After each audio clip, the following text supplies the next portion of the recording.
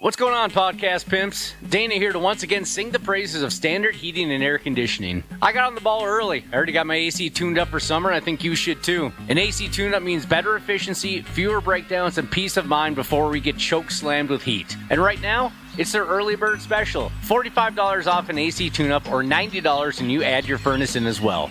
Smart folks like me don't wait for the first 80-degree day. We plan ahead. Book by May 25th and check it off your list at standardheating.com. Providing the comfort you deserve since 1930. The 93X Half-Assed Morning Show. 93.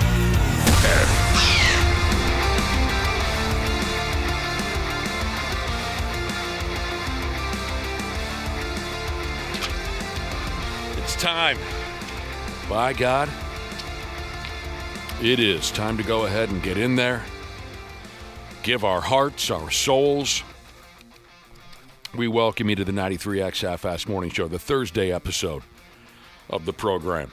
Here's something right from the get-go that might wake a few of you sorry bastards up. I could use it as well. I could use a little kick in the ass at 8 o'clock this here morning for the first time in a couple of weeks. Big old Marcus Foligno of the Man Bear Pigs is going to call us on the telephone. That'll be awesome. Give us his thoughts on that Spurs-Timberwolves series. That's why he's checking in? Yeah, he's an expert. He's a big bat. No, of course, the Pigs are locked into the biggest playoff series we've seen around these parts in years. And they're home. They're getting ready for Game 3 against the Colorado Avalanche. This is our chance to coach Marcus up a little bit and see if we can help the boys get back into the series. I'm very happy that he's able to, share some of his time with us. This is very important. Yeah. This is what he does for a living, isn't it, Josh? It is. You're right, though. Especially in the playoffs, sometimes with the teams, they don't always give us permission to talk to them. I'm surprised. They get a little buttoned up. Yeah, they do. But with 6-7 days off between Game 2 and Game 3, he's found the time. No, this should be fun because, obviously we want to know his thoughts on what's going on with the team currently. Talk about his goal. That was fun to watch. In the Dallas series? Oh, no, the breakaway goal. Yeah, the breakaway goal where he took the net out and everything. He scored so many goals. We've yet to congratulate him on the Dallas series. So, Marcus, 8 o'clock in the morning. Oh, man. Oh, also, our veterinarian pal, Dr. Andrea Johnston, is going to swing by later to talk about your damn dogs and cats. Our two coolest guests in one day. What a treat. I know. Yeah, that's a good way to spend a Thursday, isn't it? Yeah, this is going to make the show go by fast, make it fun. It's going to be awesome. I do have a question for her. Maybe I'll ask it off air, but we brought our dogs in to get their nails done. You know, they like to get a little mani-pedi every once in a while. Yeah. They're bougie. And one of our dogs, he's a new dog to us within the last year. And we brought him in to get their nails done before. There was never really an issue, but for whatever reason, they brought him back out. They take him behind the scenes. You know, that's where they do it, I guess. Mm-hmm. And they brought him back out, and they're like, yeah, we couldn't get to him because he expressed his anal glands. Oh. Apparently, and I didn't know dogs could do that out of fear or anger or whatever that was about. I thought it was just something that happened. Well, I can relate because I did the same thing last time I got a mani-pedi. You expressed your anal glands? I did, yeah. I got a little nervous. Your anal glands are quite expressive, though. they can be. This is the first time he's done that. Weird. So the veterinarians, he's never done it at our house or anything. They couldn't get near him because of the smell? I don't know if they just were saying it wasn't a vet. It was like at a pet store, right? Oh. Their little grooming department. Groomer. Yeah, so they just came out and said, hey, we did our best. He kind of got nervous and expressed his anal gland, so we gave up. I didn't know that was a thing. I knew skunks did that. I know that one of my dogs, when she has to go to the bathroom, it's like sometimes, that's got to be the case because usually after she goes to the bathroom, it helps. But you can smell that, like the anal gland smell. Oh, it's awful. I mean, luckily I wasn't a part of this last one, but it lingers too. It does. Anybody who's had that happen or been around it, they know. Just that weird chemical, powerful smell. It's terrible. I felt so bad that our dog did that to them. They were cool about it. As cool as you can be when that happens. Well, I'm sure I'm not the only one who notices. When you walk into a dog groomer's office, It smells terrible. Oh, it's awful. Yeah. In there. Yes, but It's a wet dog. Wet dog. Yep. I kind of like the smell of wet dog. Dog I hate farts. A lot of it is those anal glands. Anyway, so Dr. Andrea will be swinging by at 8 a.m. Oh, trimming nails. Real quick. We'll have plenty of time later to talk about dogs and whatnot, but when I was a kid, we had a chocolate lab by the name of Babe. She Good was name. sweet character. Unfortunately, she died quite violently No. when she was hit by a snowplow. But anyway, Yuck. when my dad would trim her nails, there was no taking the dog to the groomer when we were kids because that Yeah, that costs money. that cost more than $4. My dad would trim her nails with a pliers in the garage. It was the ugliest thing you'd see. Pliers? Really? Yes, it was the ugliest thing. It was the saddest thing to watch. Couldn't even get some dang nail clippers. Nail clippers. Got a perfectly good pliers in the toolbox over here. What in the redneck type of... Dude, I'm picturing all rusty, too. the old man would take his shirt off and go, come on, into the garage. I don't know why he had to take his shirt. and the chocolate lab Babe, she was so sweet. She knew what was coming, but she loved my dad so much, so she'd follow him out there. She knew, oh, God, this is going to suck. And then he'd snap her damn nails off with a pliers while a cigarette hung out of his mouth. But you know how labs are. She hated him for it, but 10 seconds later, she'd be sitting right next to him going, I love you so damn much. Yep. Oh, yeah. Despite the fact that I just bled all over the garage for you, I love you very... We had labs growing up, and we could do our own, the nails just fine. It's these bigger dogs, it's a little more difficult. What did my Dude, buddy... yeah, I could do anything to my lab, and she would not care at all. A buddy of mine used to say about Labrador retrievers, he could say, you could break a broom over the top of their head, and they'd look up at you and say, hey, I hope it doesn't cost too much for you to get a new broom. You know? Yep. Sorry about that broom. That's perfect. All right, so there you go. We'll have all kinds of jaw-jacking back and forth about dogs. Cats, don't forget about the cats, Of course Josh. not. The kitties. For now, I was reading something slightly troubling here just a minute ago. Oh, I like that kind of stuff. Me too. Usually. Maybe I'm not so excited about this one. Where are my fellow big sneezers out there? Text me, 651-989-9393. Text me if you're a big sneezer. Oh, I just learned. I guess I never noticed it before. I just realized that my dad was one of those. He sneezes like you do. I'm like, calm down. What are you doing? Just about knocks him right out of his chair. Yeah. Oh, you know what? Just a little bit ago, you scolded me for sneezing. Was that a big one? I haven't really paid attention. No. Was it at least on the manly side? It sounded quite feminine. Oh, no. No. I mean, not even a little bit? Like, could you tell it was a guy sneezing? No. Really? No. It sounded like a small woodland creature. Mm-hmm. A female woodland critter is what you sounded like when you sneezed. Was it kind of adorable, like maybe an anime sneeze? Sort of cute. Okay. I didn't mean to. My sneezes are. I mean, ask any of these my beloved coworkers here. They know that when I cut loose with a sneeze, it rattles the foundation of the friggin' building. It'll blow your skirt smooth up. For me, it's come with age. The older I get, my sneezes grow more and more intense, more severe. I don't know why. I've never bothered asking a doctor about it. But it is just... I mean, eventually, I am going to blow 3 or 4 teeth just right out onto the sidewalk. It's funny that this topic comes up because behind on Podcast Jesus, he sent in an image of a guy destroying an office building with a sneeze. And the headline is, Loud Office Sneezer Triggers FEMA Disaster Response. You could probably do that. Dude, I wish you did work in an office where it's nice and quiet, everybody's typing, talking quietly, and then Nick's sneeze just interrupts everything. I would be unpopular in that office building because, it's sudden and it's scary. Loud. It's somewhat unsettling and frightening. Okay, the text machine is rolling like a damn, like a slot machine at the casino right now. A lot of folks are texting in. Thank you. I was wondering, where are the big sneezers? I have little bitch baby sneezes. I bet you do. Yeah. I finally convinced my wife to let him go. I mean, she was a hold-in a sneezer for a long time. Oh, really? Ouch! I hate having to do that. And it was ridiculous because she had a big wind-up and then nothing. My brother won't sneeze. He holds them all in. I don't know why. We've been doing it since we were kids. Big wind-up, and then he... Yeah. That's not satisfying. I At least with the, even though, I mean, I don't know, Nick, is it still relieving to you? For me, Yes. I love sneezing. Oh, it yes. feels good. It doesn't... I mean, it's a bittersweet experience, actually, because, of course, there's relief, but also it rattles me to the core. Yeah. I feel it everywhere. So, anyway, Lotties are texting in. Inventory Management Jesus says he would win the Big Sneeze World Championship.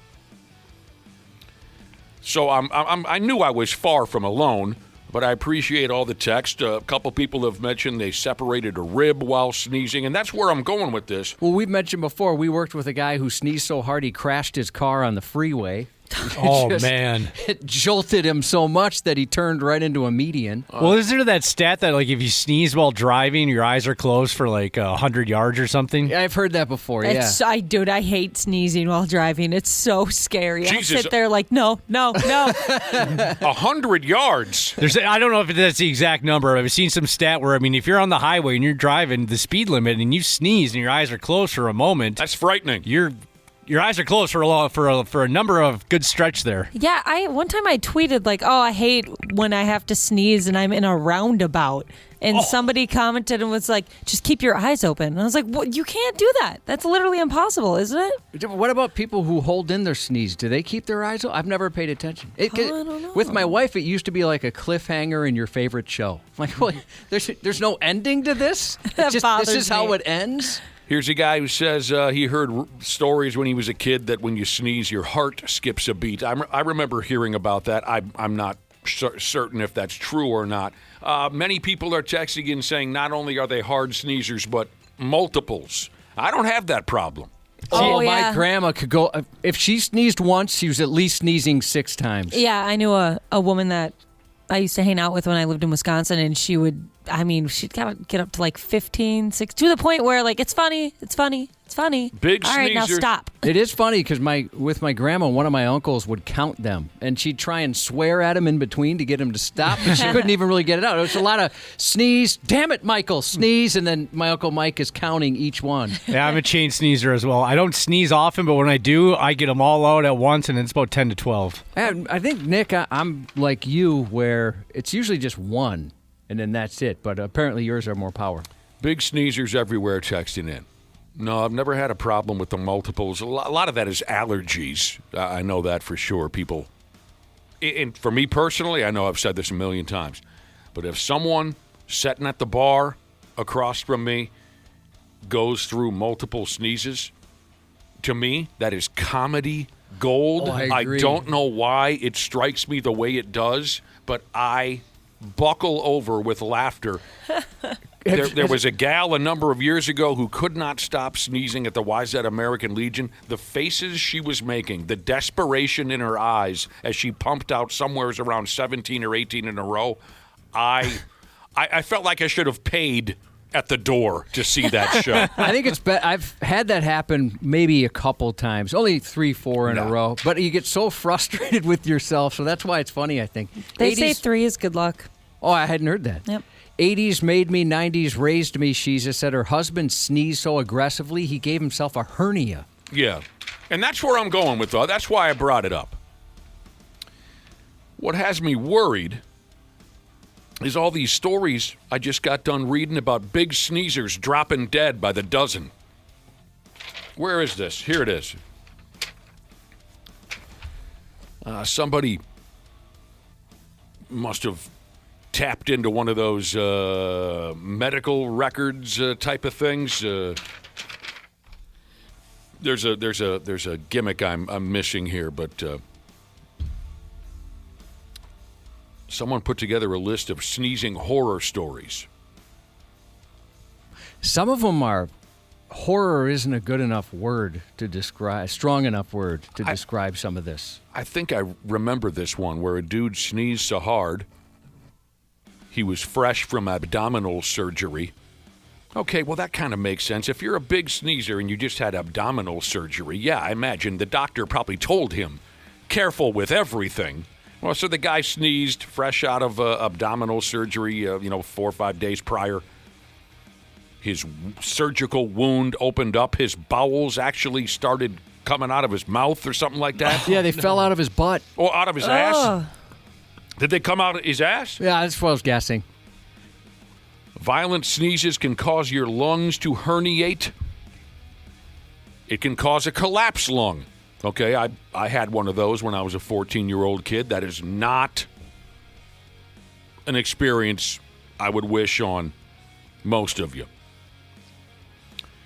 The sudden spike in blood pressure from a sneeze has been known to cause tears in the lining of the brain, and then you have a stroke. Jeez. I mean, I knew that there were certain risks to big sneezes, but Like blowing a sinus or something like. structurally, I was only thinking structural problems like a rib. Pulling the stomach muscle. What that did kind you just say? Sinuses? Yeah. Your sinuses fall out, the eyes fall. I didn't know all of this about hearts and lungs. Boneyard Jesus said his dad holds the family record, 36 sneezes in a row. Oh my God. 27's the most I ever saw. Apple River, 1984. But we're sitting here now talking about tears in the lining of the brain. Tears in the heart, which will kill you. Smooth. Boom. Like that. From a friggin' sneeze. A hard one. Fractured bones around the eyes. Oh, I From bet that hurts. the force of the... Skid steer operator Jesus had staples ripped out after having his appendix taken out when he sneezed. He sneezed the staples out. Boom! They fell right down into... What does this say? Broken bones in the face. Yeah, you you snap a bone in your eye socket from a hard sneeze. You can fracture bones in your ear when you sneeze. And then you know what happens, Josh? What? You go deaf.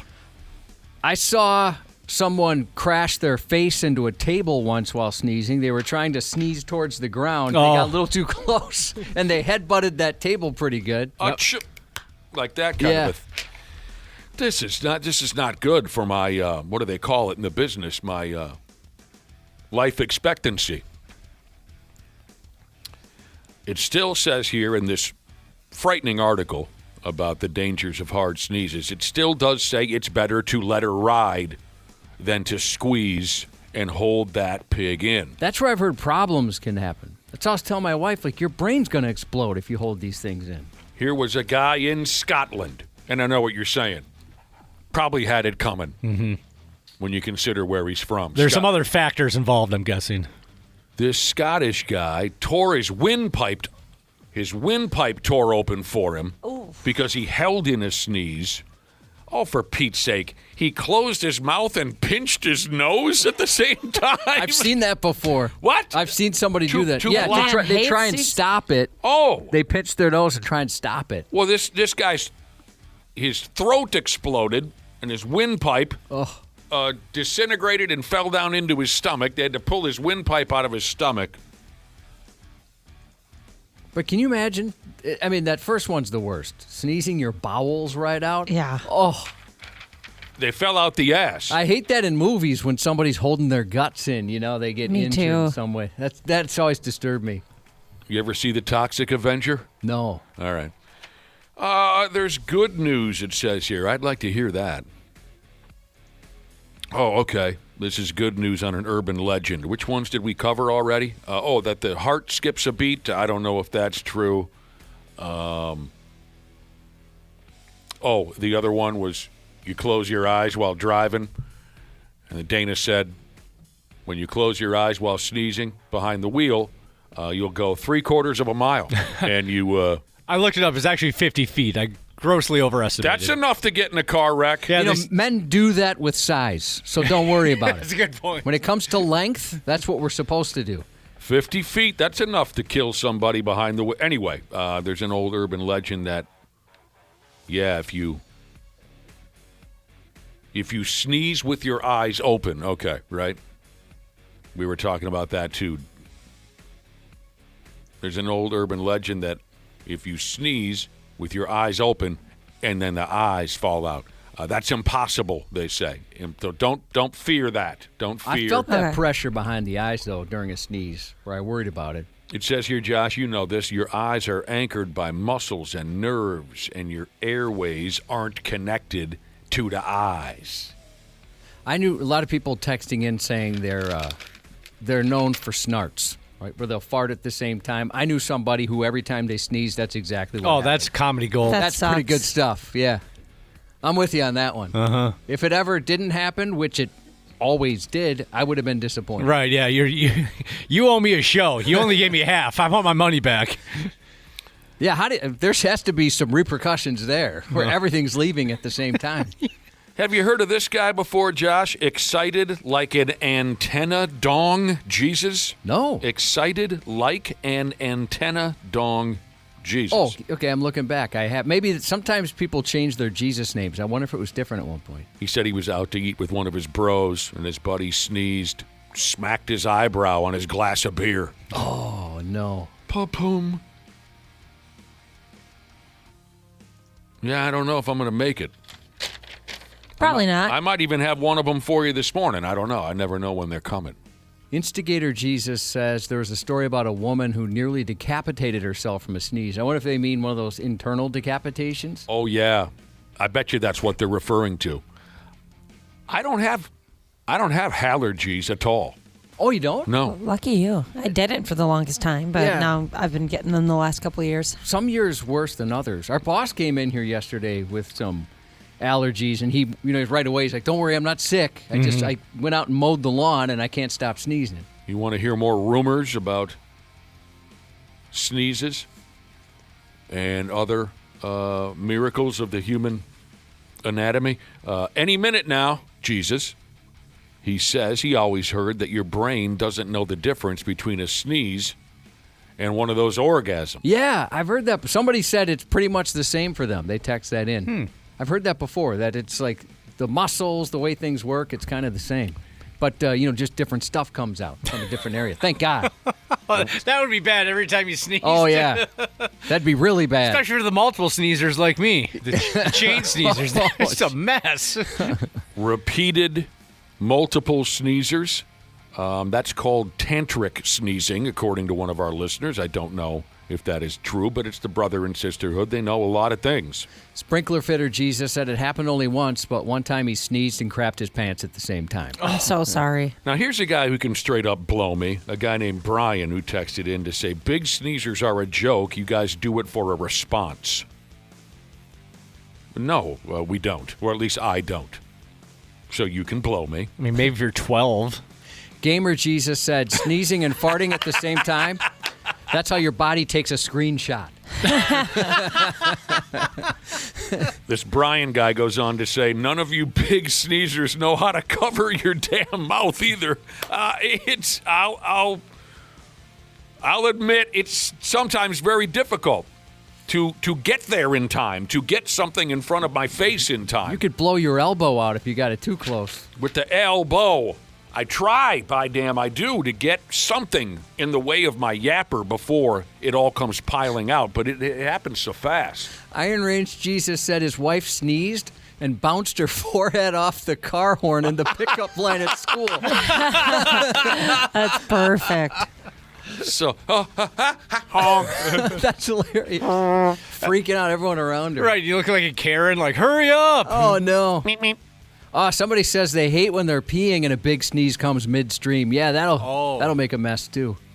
yeah, all right, so big sneezers, and there's a lot of you out there. My dogs are big sneezers. Be careful. Big dog Yeah, sneezes. they get stuff everywhere. It's disgusting. Oh, I bet. And they'll spray it right down your mouth. Man, it'll get They everywhere. have no manners at all.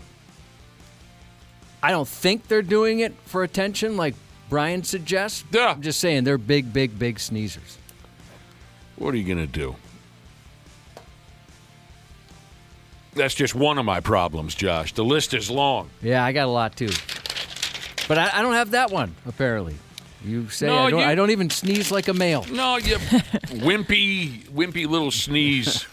You're a wimpy little sneezer. Somebody says it sounds like when I sneeze the kangaroo panties. Kangaroo panties. Didn't we have her sneeze on record as We well? did. It was the Unfortunately, that's like cutest. I mean, obviously, the kangaroo panties gal from 15 years ago or whatever now was one of the most adorable characters, head to toe, I've ever seen in my life. She was so pretty and so sweet, and she had that kind of cartoonish delivery. I was, Josh, was I in love or what? Oh, yeah, you fell in love. I see why. She was great. But not only did we get her with the historic now kangaroo panties quote, but we had her on record sneezing. Your body language tells me you found it. I found it, yep. Oh. Air Force Jesus. We got one. I sneezed. Oh, that's adorable. She said what she did, too. She's so cute. Oh, you got to listen to that again. Air Force Jesus. We got one. I sneezed. That's a perfect sneeze. my God. Perfect. I'm in love. I've never even laid eyes on the woman. That gal was not real.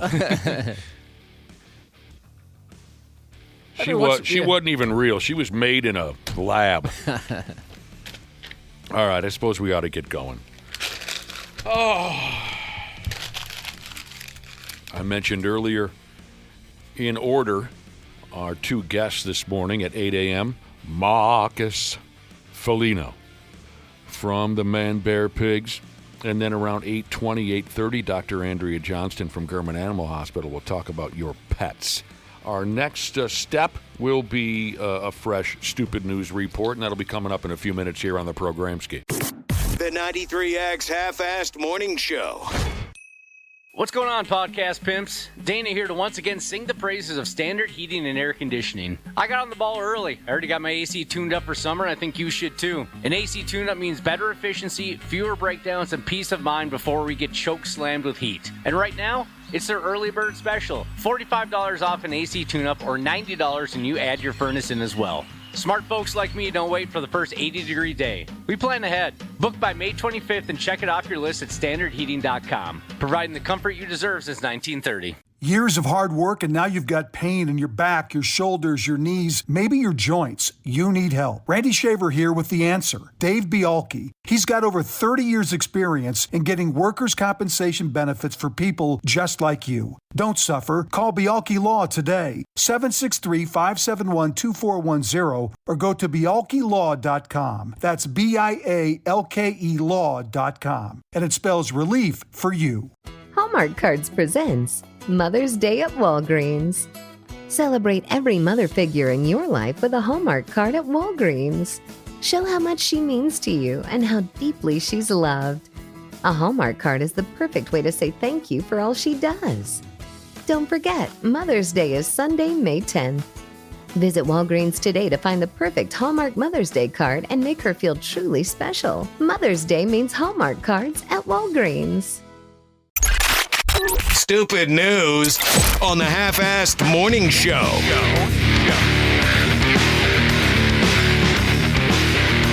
boy.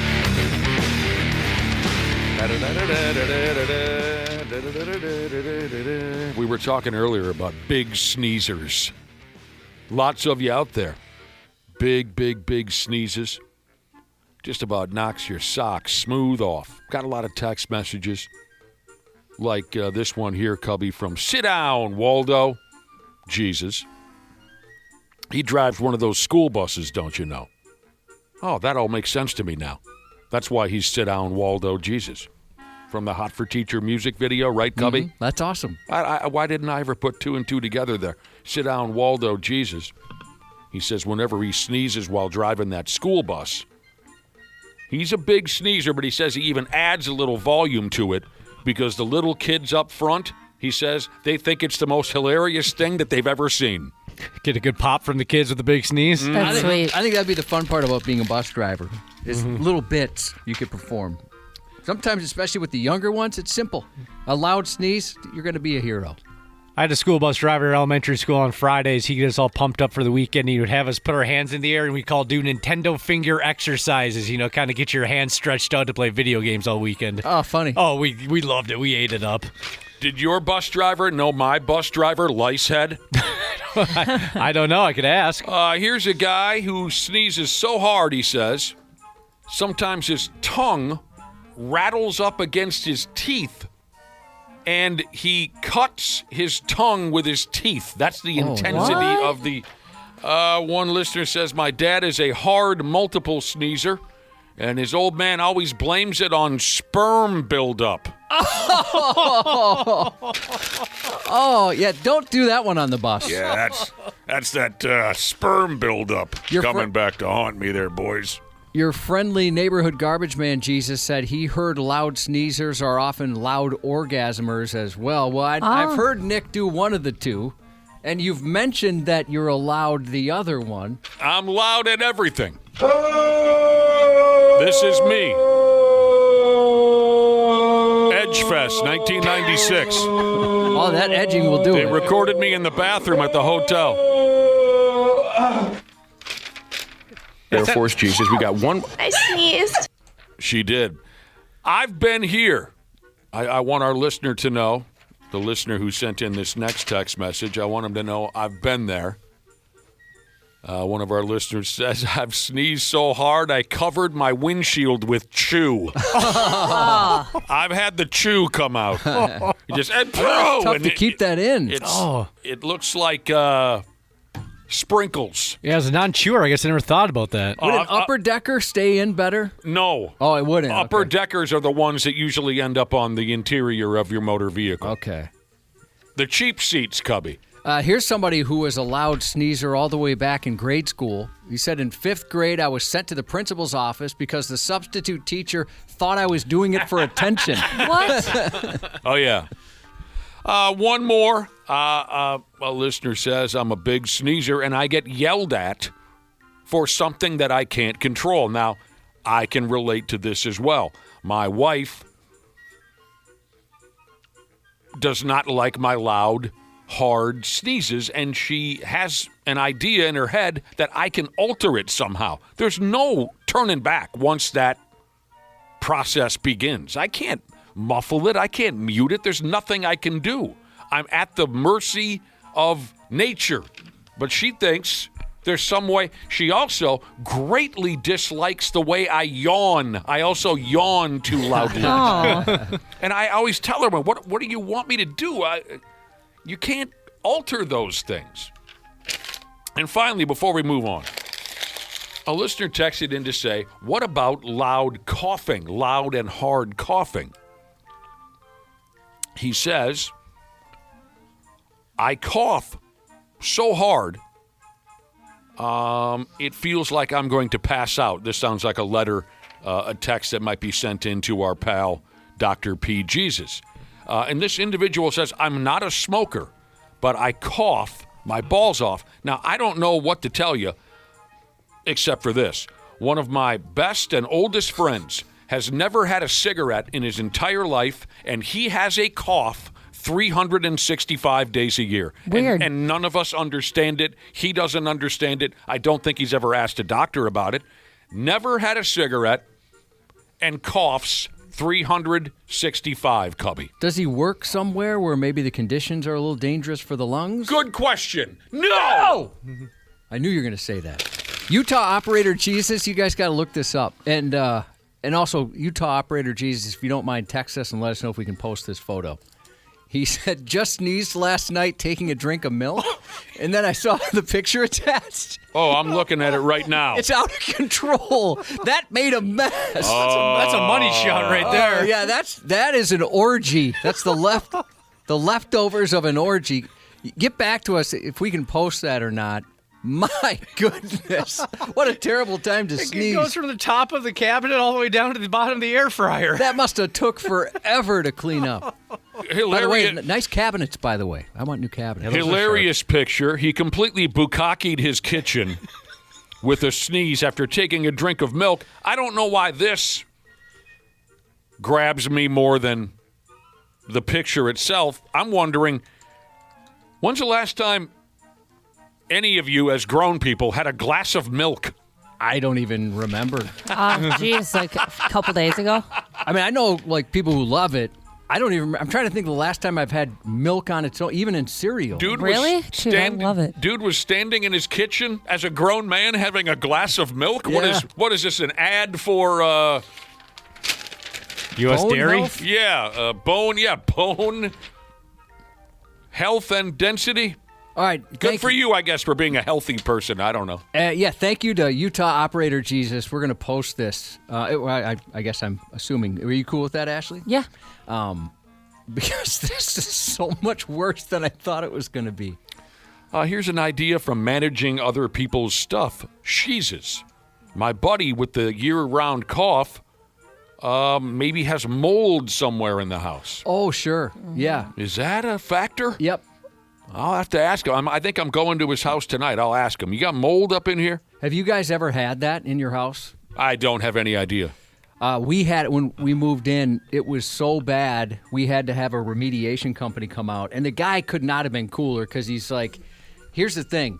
This is right on the border of when we'd have to, like, let the city know or whatever. But he's like, I won't say anything. Here's how to clean it up. You don't need to have us in here. He's like, but you're real close to whatever the levels are. And it was bad. But it was way easier to clean up than I would have thought. Oh, really? Yeah.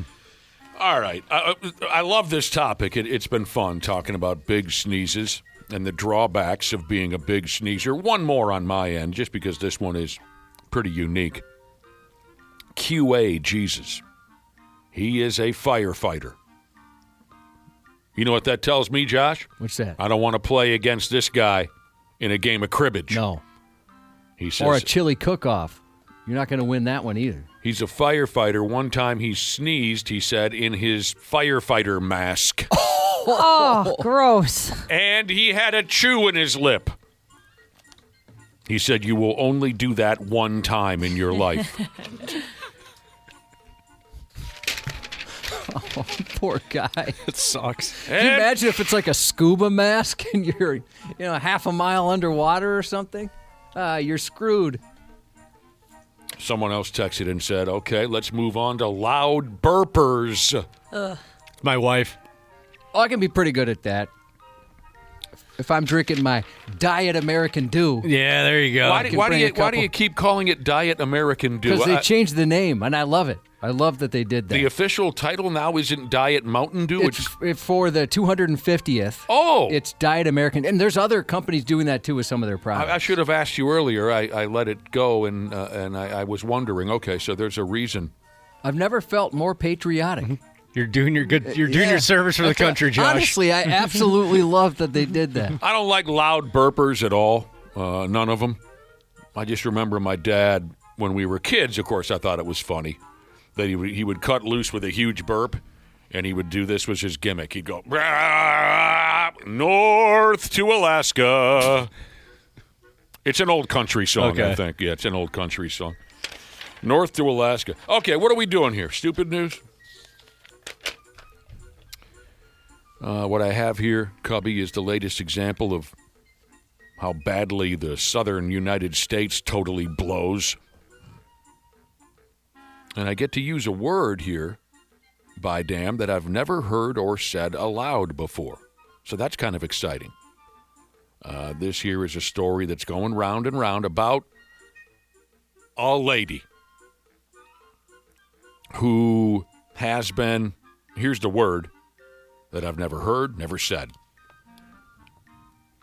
They say this lady has been feces-ing. Feces-ing. I should said it. I should have practiced that. She's been feces-ing on everything in her neighborhood. Not pooping, crapping, shing. The word is feces-ing. Gross. However you like to say it, that's how this lady gets her kicks. Leaving her own doo-doo pies all over town. When I first read the story, I thought, okay, there's got to be an explanation, like, say, she scoops up her dog's turds off the lawn and bags them up and dumps them. You're kind of praying that's the case. Yeah, I was hoping there's got to be, maybe she dumps her dog turds all over or something along those lines. But that's apparently not the case. This lady allegedly pulls off her pants and her underwears. She squats, and she pushes like hell. She decorates her hometown with her lady poo piles naturally, the way God intended. Oh. This lady has been arrested. She's 50 years old, for the love of cripes. Jeez. She goes by the name of Alexis. Not that it matters. I think at this point she no longer deserves the respect of being called by her name, if that's the way she's going to operate. I always try and see the silver lining to any situation, and for me, I'm kind of jealous of her regularity. I mean, I would never take what I make and give it to you guys in any way. But, I mean, if there's a positive here, she doesn't need any constipation treatment. She needs mental treatment, obviously.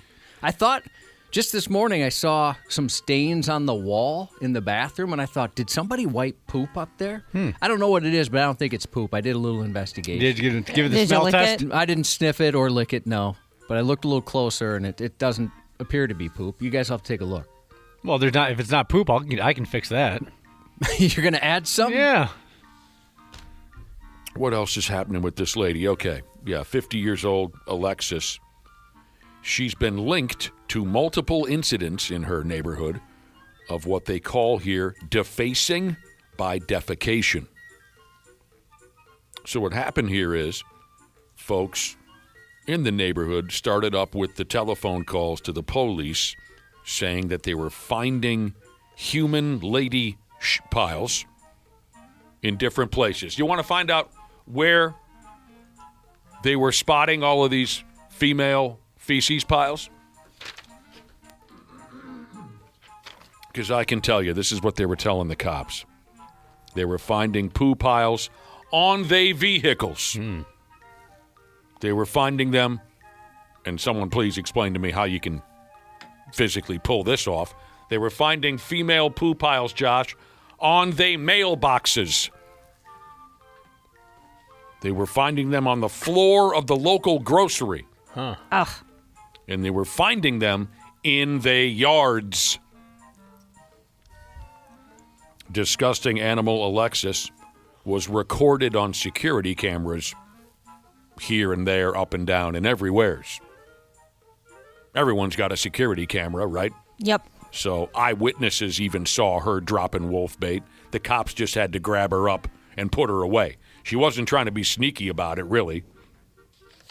Unless she's so totally insane she is unaware of the concept of security cameras. I don't know. It's unclear why she was cutting logs in random places, other than what we already mentioned, an obvious case of deep, deep, dark insanity. That's sick, bro. I was trying to think what would be the worst. I mean, the lawn, that's not. I pick up poop in the lawn On all your the time. vehicle, I think, would be the worst. That or the mailbox. Mailbox, yeah. Well, but who cares My about hands your go to- It depends on where she puts the poop on my You vehicle. rinse off your mailbox with a hose. I mean, your mailbox isn't worth dick. Your motor vehicle. That's where I would probably come at somebody with a baseball bat. I think that'd be Yeah. easier to clean. The vehicle, run through a car wash or something. Right. As long as she didn't give the old Chicago sunroof What's that? Just pooping down into the sunroof? into an open sunroof. But just the idea that it's your baby, your motor vehicle. That's where I'm going with that. Anyway. I hear you. Then you got to think about your poor mail carrier. They don't want to deal with that. They got enough to deal with. Yeah, poor mailman just got chased by a dog and bit, and then you reaches in your mailbox and there's a fresh pile of turds in there. It sounds like a Sucks. nightmare. Especially since all the mail I get now are just flyers for companies. That's Yeah, about it. What does this say? No, you don't. What? A listener says he's got a friend who goes to the dog park early in the mornings when nobody's looking and takes it. Just mix it in there? He goes to the dog park early in the mornings and takes a deuce There's no way. just so the other dog walkers will go, Jesus, what the hell kind of dog was... Every morning? I mean, even. Oh, just I don't like- know. Did he say? Or I thought you said every Oh, morning. Maybe you didn't. That's not what I have in the text. I may have misspoke. I don't think he meant every. That reminds me of a story about George Clooney when he was a young actor. He had a roommate, and roommate had a cat. One day, Clooney just went and took a huge dump in the kitty box or litter box. So the roommate comes home and is like, "What the hell did the cat eat? My God!" If I remember the story right, he started out like he was supposedly very good at pranks. He started out by scooping the poop every day before the roommate got home, and the roommate was thinking, "Oh my God, my cat is constipated." Yeah. And he's trying to treat the cat, the constipation, nothing was working, and then that's when Clooney pooped in there. Oh, that makes it so much better. Yeah, that's great. You ever once in a while, on purpose, I mean, it happens accidentally, you're flipping around your television, you find an old movie, and you go, "Oh, my God, is that Brad Pitt?" Right? You know, early roles. Oh, yeah. Big stars. That happened for me in TV shows, too. Like, we'll start a series that aired 20-some years ago and realize that's Leonardo DiCaprio. Yeah, or that's something fun. like that. I So love know when what that you're talking happens. about. Whether it be accidentally or on purpose, you find early work from big Hollywood stars, and you go, "Wow, you know, they've come a long way." Dana, you mentioned George Clooney. Are you a George Clooney fan? Yeah, I mean, I appreciate his work. Check out a movie he made in 1990 where he co-stars with Gene Simmons in a movie called Red Surf. It's absolutely horrible. It sounds like it. But it's one of those, like I described, where you'll go, "Wow, everybody had to start somewhere." Right. Okay, this listener says his buddy will sometimes go to the dog park and take a just so the next dog parkers will look at his pile and say, "Holy buckets, what the hell kind of dog is that?" This listener says this is the same guy who went to jail at one point or another. And when it was time for him to get out of jail, he took a deuce on the framing of the bed and then put the mattress back on top of it. Oh, yuck. So he's like a sick poo prank guy. I know there's corrections officials officers, who they text in every once in a while with some of these stories. I'm sure there's plenty of poop stories. Oh, yeah. And I know they've texted in before. I don't want to be doubt. friends. I don't want to be friends with anybody who finds pranks to be their favorite type of comedy. Do you understand what I'm saying? Yeah, definitely. If that's your favorite bit, That's is the here's go-to. my turd, I left my turd there, I smashed my turd into the wall. If that's your favorite bit, I want nothing to do with you. That's too far. Absolutely nothing to do with you. All right. I love that you said that's too far, but you just told a story about a buddy of yours humping a watermelon in front of a group. Yeah. That is kind of a contradiction there, isn't it? What do we have here? Step lightly. We've got ourselves an extremely angry, top-heavy, and gorgeous stripper. Now, I've seen a few angry strippers in action in my day. They will part your hair for you, son. Some of those gals have a fire deep inside, and you're going to want to give them a lot of room when that fire rises up to the surface. Careful with those angry strippers.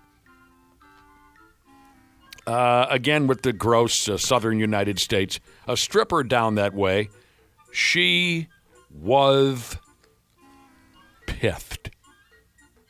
What happened was she got canned from the local boom boom room.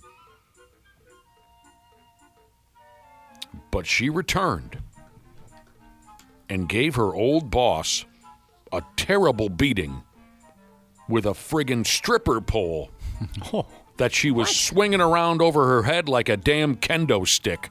Oh, she gave him a beating. Our angry stripper is 23 years old by the name of, and yes, I believe this is her proper first name. Her name is Princess. Her stage name, don't you know, is Taboo. I like that. I think that's terrible. But anyway. Oh. Now she's a damn felon. Word is, here's the whole schmear. After she got gassed from her job at the Jiggle Shack, I understand just for being a general pain in the ass, she was difficult to work with, that type of a character. After she got fired, Princess/Taboo was allowed to go back into the stripper dressing room to collect her, how do you call it, belongings. On her way out, she started slapping some bitches around, cracking them upside the head, acting like a 7-year-old. So they tossed her ass out onto the sidewalk and told her to stay out. You've known a lot more strippers than me or most people. Yes, my friend. I'm lucky. I've never seen a volatile one that you're describing. I've certainly heard the stories. Like I said, there's something about a stripper. They got a fire in their belly, Cubby. Well, they got to put up with a lot. There's Yep, something that's exactly it. Well, that's part of it, but there's some wiring there. There's some faulty wiring there. There's something about that type of person. They got a fire inside, and you don't want... What do they say these days to young kids? You don't want that smoke. Oh, yeah. That's what they say. So they tossed her ass out onto the sidewalk, told her to stay out. Next thing you know, Princess/Taboo came back, cartwheeling through the front door with a damn metal stripper pole in hand. She had one in the trunk of her car or something. All right, that's what I was wondering, where she got that from. And she took to clubbing fools like she was starring in a martial arts movie. Whatever happened to the one we had around here? Did someone bring that home? Yeah, I think so. I have no... What? Were you the one that brought it home? No. Oh. What did we have around here? A We had stripper pole. for a long time. Well, I don't recall that. When we were down in the 105 studios? You remember that now? No, I do not. We had a stripper pole in the room? Yeah. I never saw it. Anyway, We saw people use it. here in the building. That's correct. Yep. Zero memory of that. None. Well, like I said, you've got a lot of experience. It probably blends together. And you know what, on the topic? You know how you might hear some people say that, sex with a stripper is better than sex with a regular gal? Yeah, I've heard that. Have you heard people say that before? Yeah, okay. You know what's funny about it? What's that? They're right. Is that true? This gal is clubbing everyone in the club. She's hitting everybody upside the head with her stripper pole. And she bashed her ex-boss right across the noggin with it. Cops were called. Princess/Taboo ran like the wind. The police found her pretty quickly. Cubby, she was hanging out at a gas station. What? She was still acting like an idiot, fighting the cops, cussing and swearing up and down. Princess Taboo, she is in deep yogurt. Once they got her dumb ass in front of a judge, it was found out that she's wanted in another state for robbery. Oh, you dumbass. What a puke bag. You know how you always hear, like, if a lady's crazy, she's probably just dynamite in bed? Yes. Is that said about guys, too? I would think it wouldn't be the case. Nah. No. Oh. If they're, like, a little more wild, they're not better, Ashley? No, I don't think so. Oh, I don't. So it's not said about guys, huh? That's good, because as a guy who's not wild, I'd hate for people just to assume, Here's a question about this crazy stripper spinning a stripper pole above her head like she's in a medieval movie series. What song did she deliver the beating to? I don't know. That'd be fun to get the answer. What stripper song was playing while she was cleaning out that club with her stripper pole? Maybe she made it sexy as well. All right. New Hampshire. Where the hell is... People who live in New Hampshire don't even know where New Hampshire is. Northeast. This had the potential to be funny, but it wasn't. In New Hampshire, at a hotel there, Summers, 4 o'clock in the God blessed a.m. the other day, everyone was rocked out of bed by some clown ass shouting foul language over the loud as balls hotel intercom.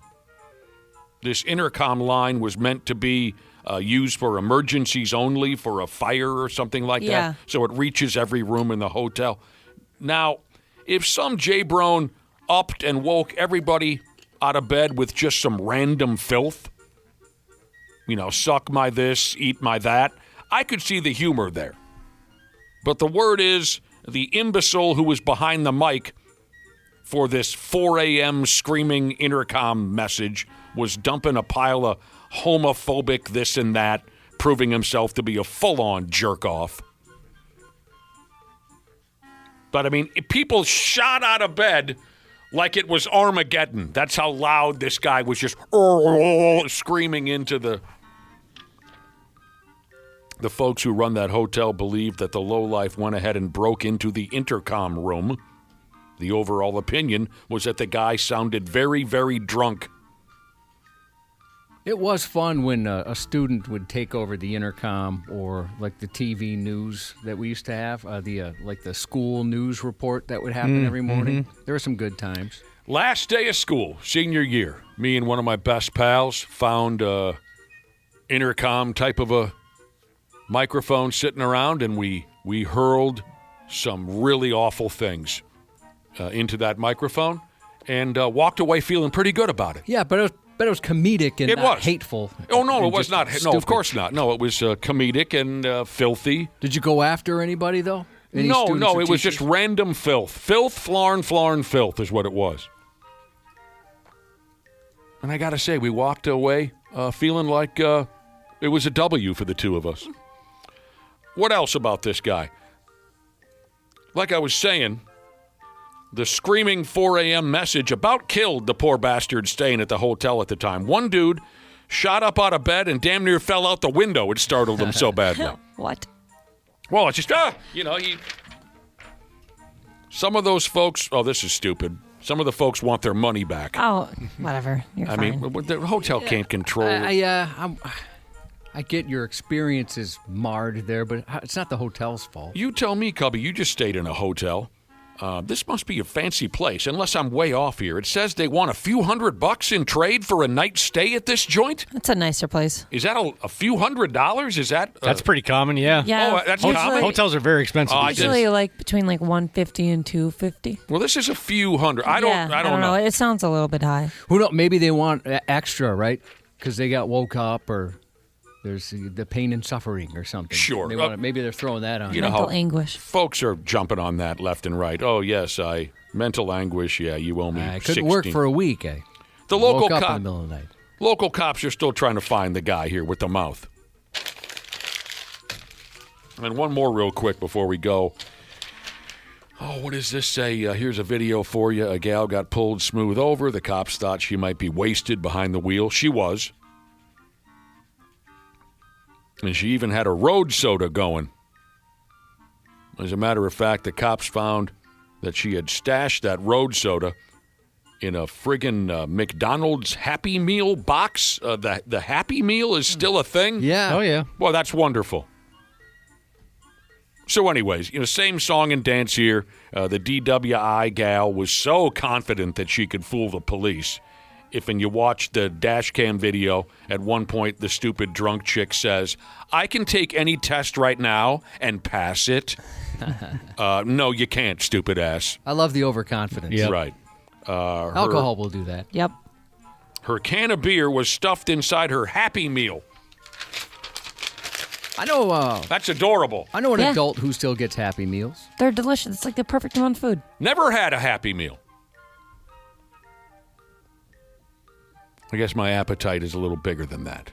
Yeah, mine's ridiculous. By the time the Happy Meal came around, I think I was 15. You know what I mean? A Happy Meal could just be like a little appetizer someday.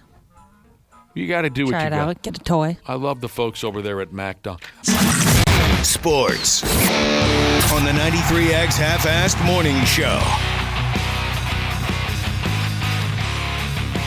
Yeah, I'm not sure where to begin. What did happen? I was going to text you last That's night. depressing. It was just horrible. My God, it was bad. I'm going to save... I was worried about your wife, more so than you even. I know she gets worked up on these games, and she's really into it. She's into it. She doesn't get terribly worked up. I get my balls busted for getting too worked up. They said that was the least amount of points they've scored all year. I think it was in the first half or the... Yes. Something like that. I can't remember exactly the statistic. That's exactly what it was. Yeah, I was like, what? I'll save the piss and vinegar for 7:30 when Randy Shaver ducks in here with us, but it was the worst performance I've seen from this group. So glad I turned it off and went to bed. Yep, turned off at halftime. Yep, I was not doing it. So the Wolves turned it off before the game started. Yeah. Uh-huh. From the jump, it just seemed like that was a team that was very content with going home with a split. Yep. Yeah, it didn't seem like they cared. It was just unspeakably bad. It's like just trying to get it over with. Every element of the game. And I'm saying I'm not going to get into it, but the Wolves takeaways. lost by 38, I think was the grand total, and the JV guys came in almost immediately in the fourth quarter. There was only really? three. Oh yeah, but they went with the JV guys. Why bother with the starters? Yeah. 38 points was the differential, Lord. and it's hard for me, Cubby, to find the words to explain just how awful it was from top to bottom, every aspect of the game. It's concerning that it would happen now as opposed to a meaningless December game against the Indiana Pacers or something like that. But 7-game series. The Pigs get going not till Saturday, but we're pretty excited. We're going to drag Marcus Foligno into the mix at 8 a.m. I get to go to the game. I'm really excited. I haven't been to a hockey game all year, so why not, do it big? Well, this would be a good one to go to. Hopefully. But it's going to be so late. I know it's a Saturday, but still, that's so late. I understand. I'll take your tickets. What's that? I said if it's going to be too late, Ashley, I'll take your tickets. You can't go to an event that starts at 8 p.m. Yeah, it's true. The last series against, who the hell did they beat in the last series? Dallas. My wife and I went to one of the home games, and it was the first live hockey game she had gone to in 25 years. Wow. Does she love it? Is she going to go back? Or? She had no idea what was happening at any point. No, I'm kidding. She had a great time. Yeah. We'll go back someday. Twins also were eviscerated last night. Randy Shaver will be joining us in a half hour, and like I said, at 8 a.m., Marcus Foligno will be on the telephone. Don't go anywhere. Cubby's coming at you next. The 93X Half-Assed Morning Show. What's going on, podcast pimps? Dana here to once again sing the praises of standard heating and air conditioning. I got on the ball early. I already got my AC tuned up for summer, and I think you should too. An AC tune-up means better efficiency, fewer breakdowns, and peace of mind before we get choke slammed with heat. And right now, it's their early bird special. $45 off an AC tune-up or $90 and you add your furnace in as well. Smart folks like me don't wait for the first 80-degree day. We plan ahead. Book by May 25th and check it off your list at standardheating.com. Providing the comfort you deserve since 1930. Years of hard work, and now you've got pain in your back, your shoulders, your knees, maybe your joints. You need help. Randy Shaver here with the answer. Dave Bialke. He's got over 30 years experience in getting workers' compensation benefits for people just like you. Don't suffer. Call Bialke Law today. 763-571-2410 or go to bialkelaw.com. That's BIALKE law.com. And it spells relief for you. My name is Megan Klingenberg. I was a professional soccer player for over 10 years, and like most players, I gotta be honest, I have some baggage when it comes to referees. I wanted to know, who are these refs? What kind of person gives up their weekend to call fouls and hand out cards? Why do they do it? So this time on the U.S. Soccer Podcast, I'm going to referee camp. The U.S. Soccer Podcast presented by Henkel. Follow and listen on your favorite platform. 93X Half-Assed Morning Show. Nice. 93X. It's very upsetting. I hope that the gun is retrieved as soon as possible. A school resource officer had an embarrassing mishap while making his poopies and his pee-pees Monday afternoon at an Illinois school after somehow misplacing his gun in the bathroom. Police say the officer removed his firearm from its duty holster while using the restroom, but realized the weapon was missing shortly after taking a pistol. After unsuccessfully searching the restroom itself, the officer called for backup. You didn't like that one? I liked that one. Authorities... Who didn't? Nick didn't like it? Nah. Oh, come on. Sometimes it's a lot of work. Authorities from 3 different police departments... Because you got to think, okay, what's a gun-related thing? No, you don't have to do it. That's my point. Yeah. Well, you throw out puns, just trying to, just forget it. I appreciate it, Josh. I love Sports you. is next. Well, you're not going to like some stuff coming up then. Authorities from 3 different police departments swarmed the school grounds, deploying canine units specifically trained to sniff out weapons. But even the dogs came up empty. Investigators say surveillance footage shows only a limited number of people entered the restroom area, yet the missing firearm still had not been recovered. What? Somebody took it. Yeah, but that's just who's taking that? Yeah, that's what they're trying to find out. Come on. Well, I take that back. They believe they found the person, but they haven't recovered the gun. How old are the kids at this school? It's high school. Oh, no. Yeah. All right, I missed that. Oh, no. I don't think I said. Investigators say surveillance footage shows only a limited number of people entering the restroom area. Did I already say that part? I got lost. According to authorities, the lengthy search and the need for a thorough sweep prompted school administrators to cancel Tuesday classes for the specialized school at Forest View, with officials citing an abundance of caution. Everybody's dealt with a bathroom emergency before, but unlike the officer who lost his gun, never one of this caliber. But Tuesday afternoon, authorities announced a person of interest was in police custody. That's scary. Yeah, I feel bad for this officer. I mean, some of the parents were calling for his job. Oh, well, mistakes happen. I mean, that is a pretty big mistake. It's a big mistake, I mean, but I put my phone down sometimes, and but I usually remember like 3 seconds later that it's in the bathroom. Well, your can't phone, imagine doing that with a gun. Your phone's not likely to stick up a bank in the neighborhood or blow a 7-year-old's face off. Poor bastard, but that's the natural reaction these days, isn't it, Josh? Well, fire him. I mean, certainly some retraining, and hopefully this gun, they're able to recover it without any further damage. Maybe he can put it on a necklace. Maybe that would be more helpful. Put an air tag on it. Yeah. He must have really been giving her hell in there. Yeah. We've talked stories like this before, where a police officer they set their weapon down and wipe, leave, and go, oh, no, I forgot that in there. God dang.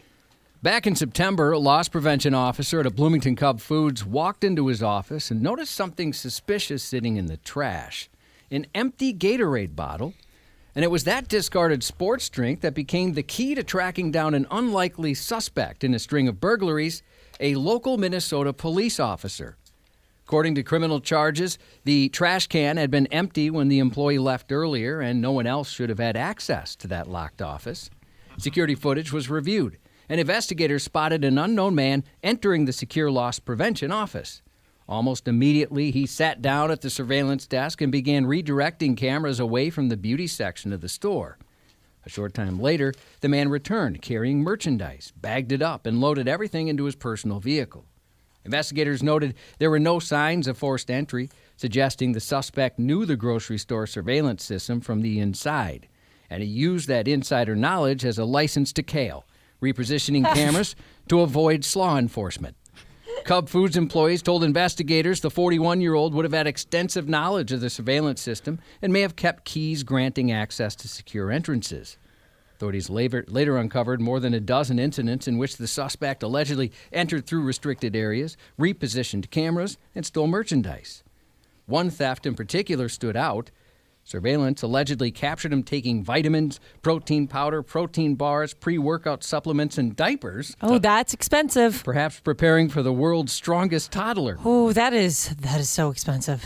Employees soon identified the man as a former Cub Foods loss prevention officer who had worked there for roughly 15 years before. But he now works as a police officer, standing accused of crossing the thin blue cheese line. The police officer's now been charged with 14 counts of third-degree burglary. If convicted, each charge carries a maximum prison sentence of 5 years. Sounds like a shady sumbitch right there. Yeah, I mean, they were obviously pretty surprised. A police officer doing something like this. An off-duty Secret Service agent is in police custody in Miami. Sounds like a cool gig. Being a Secret Service agent? Yeah, what do you think? Yeah, definitely. I read, Chicks, dude. Yeah, nobody ruin it either. Like texters, don't text in and say, "I've actually heard it's a lame job." Don't ruin that for me. I want to pretend that it's really cool and you're always having a blast. I can only imagine the chicks. I've read a book series that talks about how they're the best trained in the world. The Secret Service agents. The Secret Service. That's so cool. Well, this one might need some retraining. He was caught literally with his pants down in public. John Spillman was arrested for indecent exposure over the weekend, with law enforcement claiming he was masturbating in a hotel hallway in front of guests. What the F is going on? The alleged incident happened Sunday night at the DoubleTree by Hilton Hotel Miami and Airport Convention Center, where hotel guests told investigators Spillman started following them from the lobby before allegedly rubbing one out in the hallway outside their hotel room, suggesting an intentional discharge. Sickening. So during that best training in the world, they didn't cover don't crank it in the hotel hallway? Sometimes it's assumed that people just know these things. Well, But it's on them for not putting it in the training. Sadly, nowadays, you kind of have like some of the warning labels you see where it's ridiculous. Why would you have to put that? Well, because somebody did. Yep. Hotel security was called, and they allegedly found the appropriately last-named Spillman masturbating. Turns out the Secret Service agent's secret was semen, and the agent's service was to himself for semen. It's something that you don't expect when you are at a hotel, getting into your room or whatever, and you see someone following you. It's like kind of a scary. It is of a scary. I kind of like, maybe like 15% of me expects something like that when I stay at a hotel. Depends on the city, Ashley. Yeah, you never really know what. I mean, there's a bunch of different people in You one stay place. in Cleveland, Ohio, you can expect to see that. Yeah. Spillman was off duty at the time, but in Florida, working perimeter security as part of President Trump's visit to the 2026 PGA Cadillac Championship.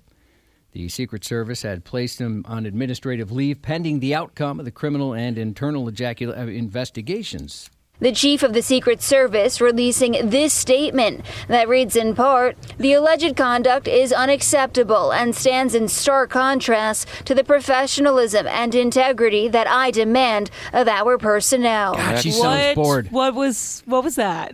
She sounds so bored, but you know what? She's so hot. Oh, yeah, she was Really? scorching hot. That is not a hot girl voice. I got to check her out. Do you know her name? I want to Sure, check her out. she has, no, I couldn't tell you. She has a normal voice until she's doing the voiceover.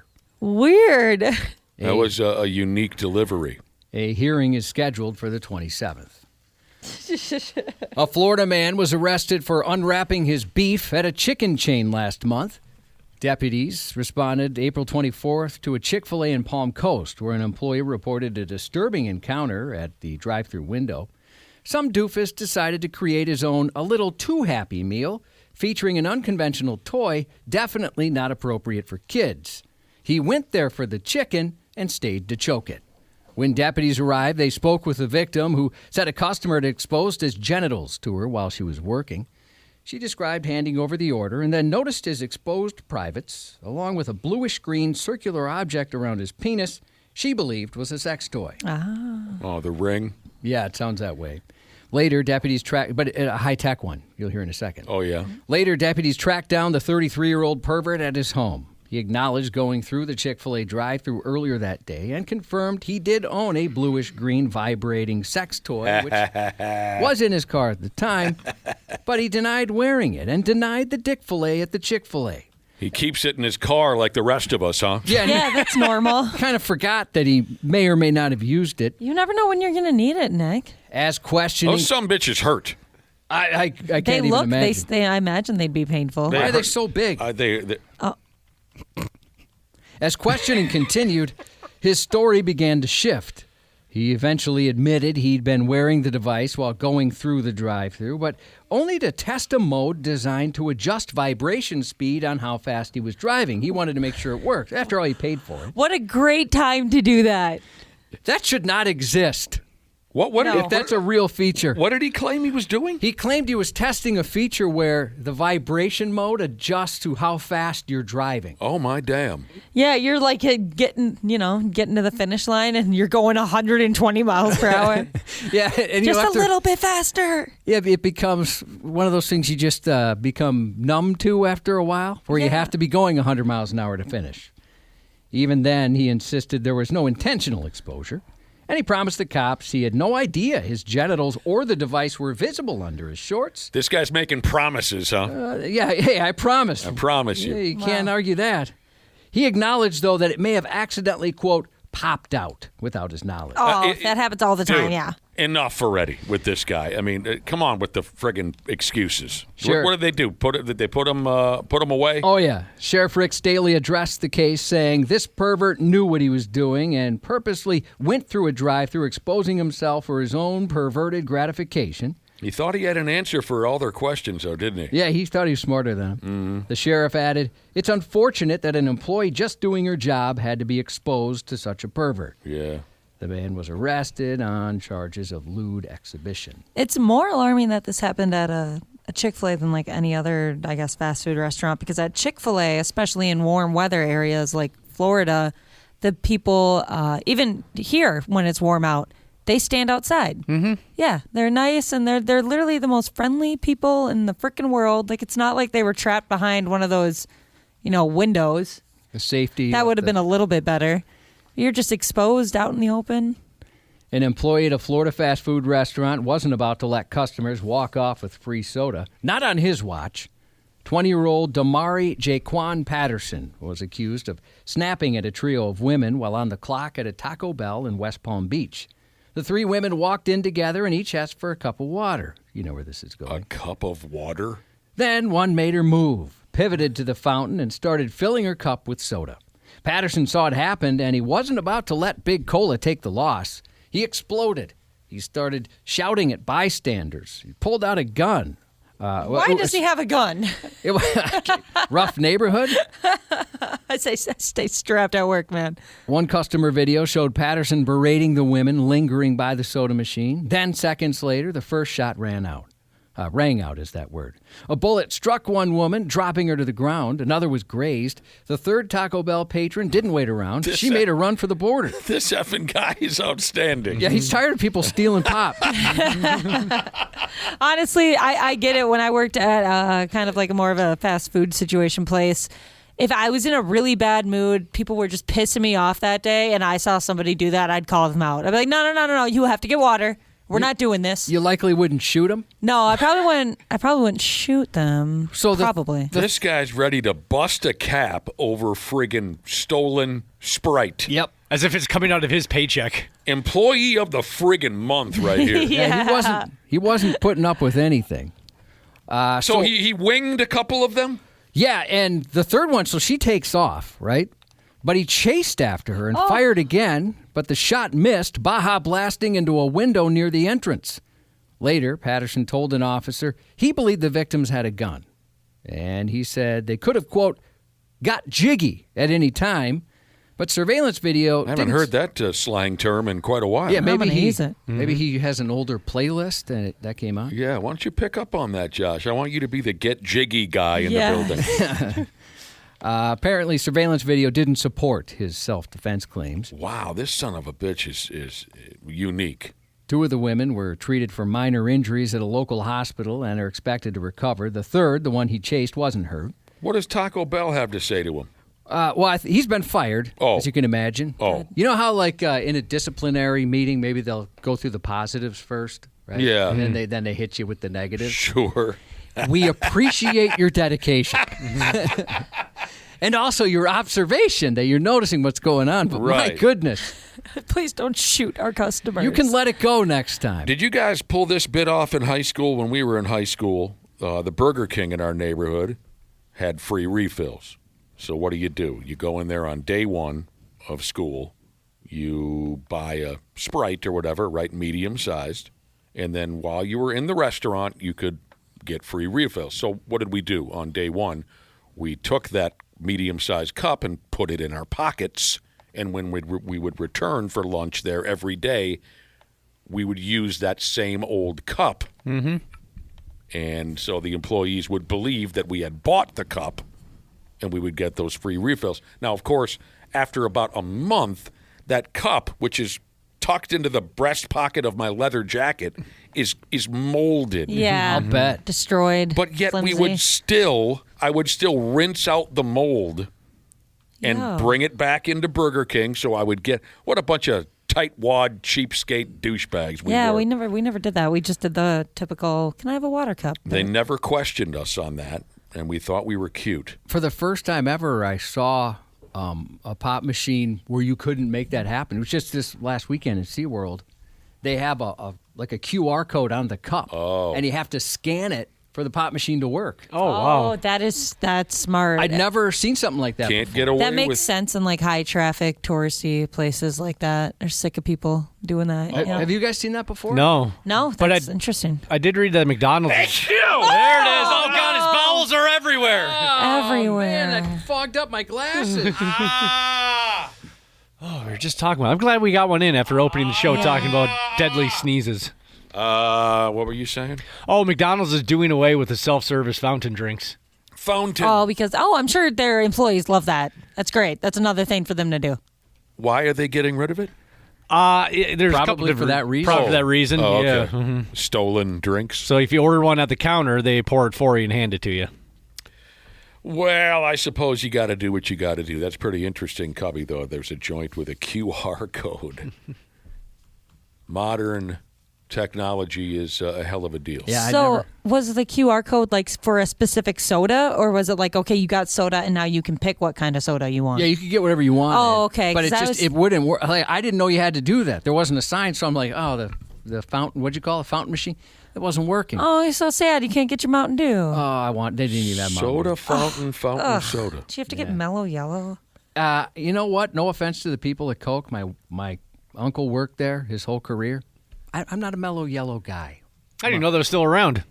It probably is. Oh, yeah. Yeah, I like my, as it's called right now, American Dew. That's all right, Cubby. So back to that Taco Bell story. Some of the diners barely reacted.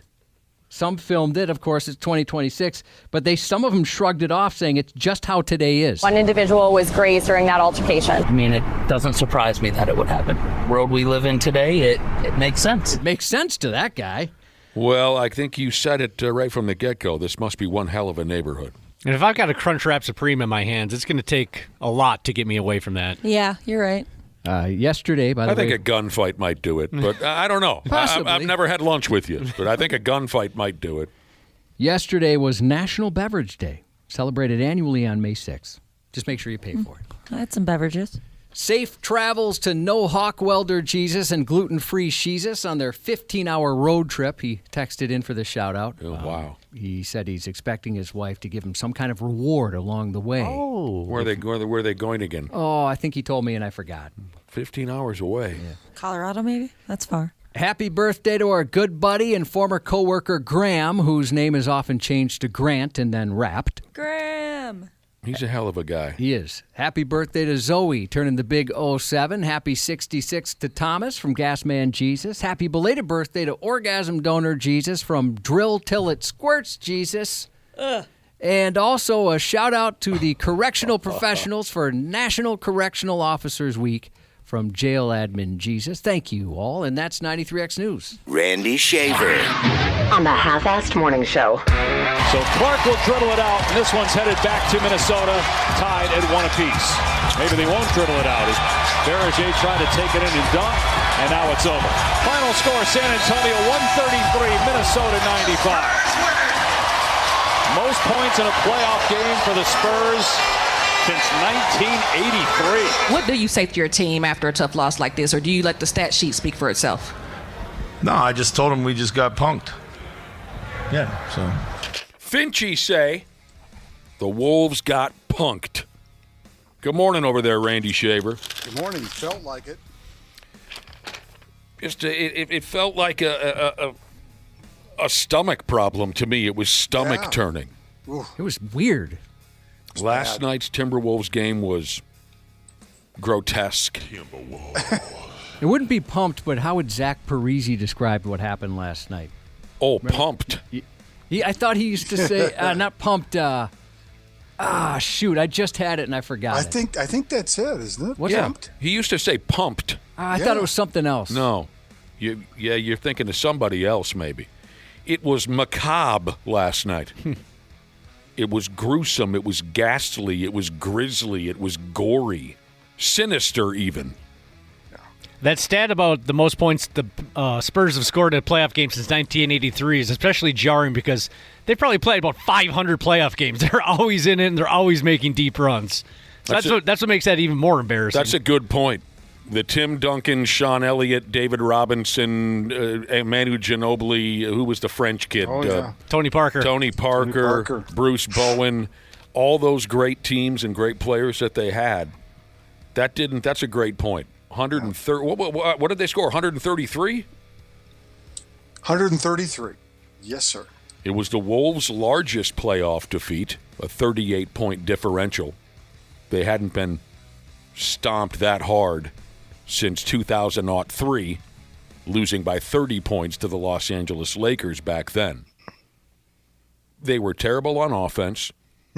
No continuity at all. They were terrible on defense, including failing to hustle back on change of possession. They turned the ball over up and down. They fouled far too much. This was the worst game I could even dream of, considering their situation, which is, of course, playing in the semifinal round of the playoff. Okay, I found the stat. They played 356 playoff games since 1983. Wow. The Spurs. And never reached 133 points. Right. I mean, it was just disgusting last night. And I think, again, it's a product of winning game one. I think they just felt like once the game got going and it got out of hand, yeah, they're trying. Nobody's saying they're not trying. They just didn't play well. But they knew they had a game in hand. And that's, I mean, Edwards even talked about it. You can't let that be how you approach game two. That you know you have one, you don't give it your entire effort. And, yeah, you walk out of there with a split, but, man, it could have been 2-0. And that probably would have sealed it in a lot of ways. So, you know what's really bizarre? It's tough. Bizarre about how this game turned out is in the first quarter, it was pretty much up for grabs. This turns out to be this colossal beating. In the first, I mean, it wasn't. It was a 7-point game. Yeah, at the end of the first quarter. It was pretty much up for grabs. Both teams were playing pretty terribly on offense in the first quarter. Yeah, I mean, you're right. Anthony Edwards said he warned his teammates before the game. He told them, the natural tendency for teams that steal that first game on the road is they get blown out in game two. We can't come out cool, he said. Well, they came out cold as ice. 17 first quarter points, 18 second quarter points. They scored their lowest first half total of the season. Randy Shaver. Whoa. Hello. Yes. There he is. Yeah, we're starting the segment over. Just a reminder. Thank you. There he is. Why does a guy get 2 intros? Because a guy deserves 2 intros. You're right. He does. I was going to ask both you and Randy. I mean, the Wolves obviously played bad. They looked bad. But did the Spurs just get much better at the same time or show who they are at the same time? I thought they played way better defense than they did in game one. But I think Wembanyama got off to a good start offensively, and they just kind of got into a flow. Josh? And the Wolves never got into a flow.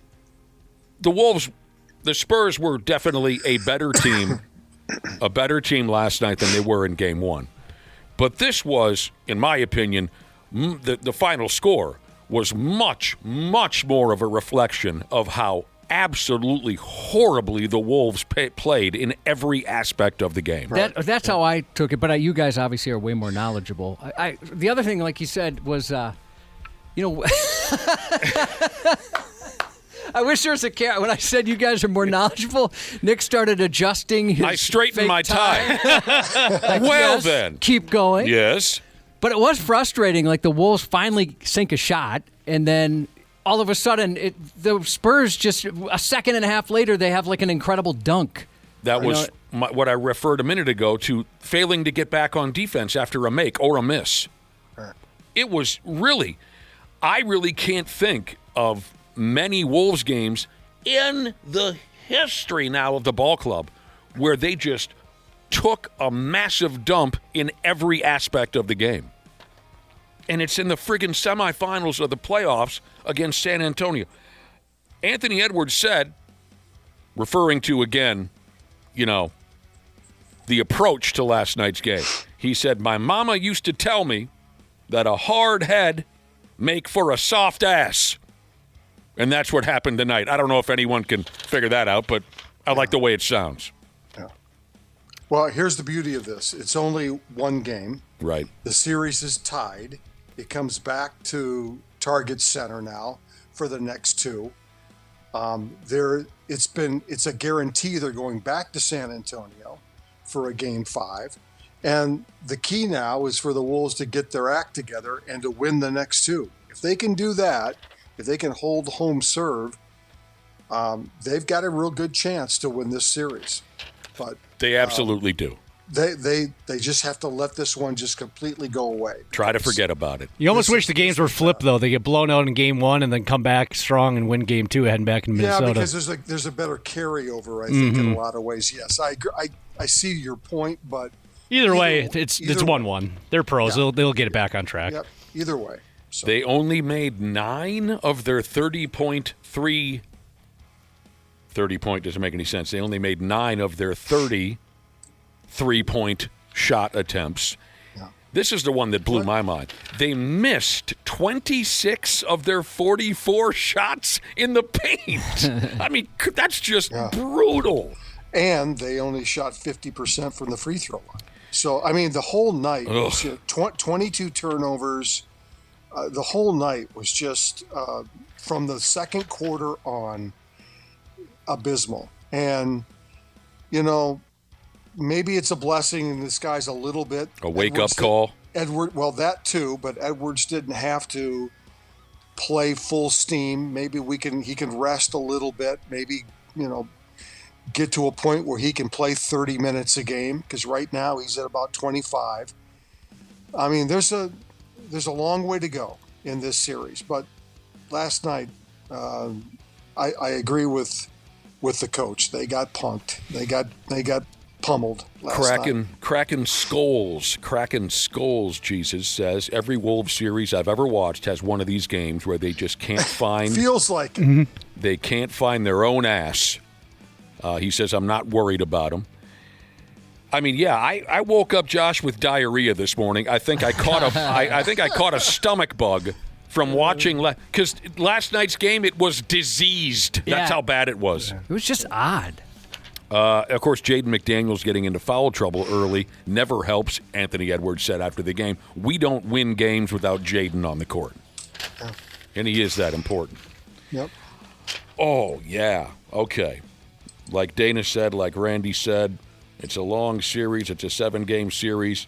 Forget about this one. Let's move on. Tomorrow night, we'll see Game 3 here in town. The New York Knickerbockers beat the Philadelphia 76ers by a few points last night, so the Knicks lead that series 2 games to rip. Did everyone see the video of former Timberwolf, current Los Angeles Laker Jarrett Vanderbilt's finger injury? I'm sorry we didn't get to this yesterday. I lost it in the mix. But in Game 1, Jarrett Vanderbilt of the Lakers mangled his hand against the Oklahoma City Thunder. Have you seen this video? I didn't want to watch it. It's up on 93x.com, but I used to be able to watch those when I don't know what it is. Lately, I just can't. Randy? I know. I read about it, and it sounded terrible. And I don't want to see it. Right. Same page. I don't think they show anything too graphic, at least the angle that I watched. So not to be a total chicken, I listened to it, right, just to see if the announcers went crazy, and they didn't. It wasn't like, oh, the humanity or something like that, but it sounded bad from the description. If you want to look it up, I can guarantee you there's at least one angle where you don't see any gore. What you do see is the reaction from the players on the Oklahoma City bench. And they turn away immediately. They can't look. Oh, God. It's like that kid from Louisville who broke his leg in the NCAA. Oh, God. New guys in the corner puking. So Jarrett Vanderbilt goes up to try to block a shot on a fast break. He missed the basketball and slapped his hand into the glass of the backboard. And apparently his right pinky finger bent sideways and backwards. From what I understand, the bone, Cubby. Oh. The bone was exposed. Maybe it was that Kevin Ware injury that's just, I can't watch those anymore. Right. That was brutal. Again, if you can find the video that I watched, it is entertaining to see the reaction of the Thunder players who are about to puke. Yeah, it's not even the new guy. It was everybody. Everybody. God. I like Jared Vanderbilt a lot as a player here. I really loved his effort and his defense. I miss having that guy on the roster. Was he part? What trade was he part of, Randy Shaver? Jared Van. I don't recall. It was I can look it up. Was it Gobert? I don't think so. Was it Pat Beverly? I'm never very good at remembering trades. It might be Pat Beverly. Okay. At any rate, great player. Okay. This is cute. A 31-year-old gym teacher at a junior high school in Mankato is up against assault charges. Yes, what was your... What? Yeah, you're right. It was the D'Angelo Russell trade. The D'Angelo... Thank you. That's how we got Jared Van...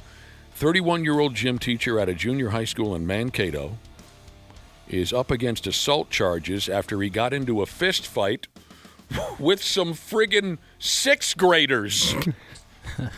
Dude, you can't handle the sixth graders? Well, read what happened, though. Oh, I am going to tell you what happened, or you already know. I'm going to inform others. This is embarrassing.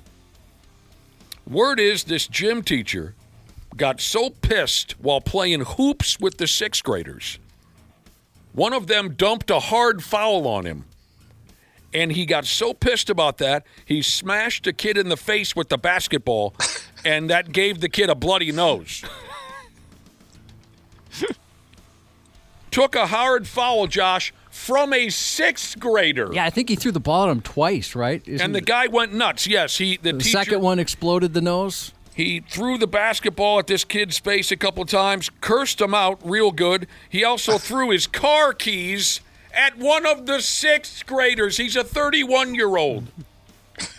Wow.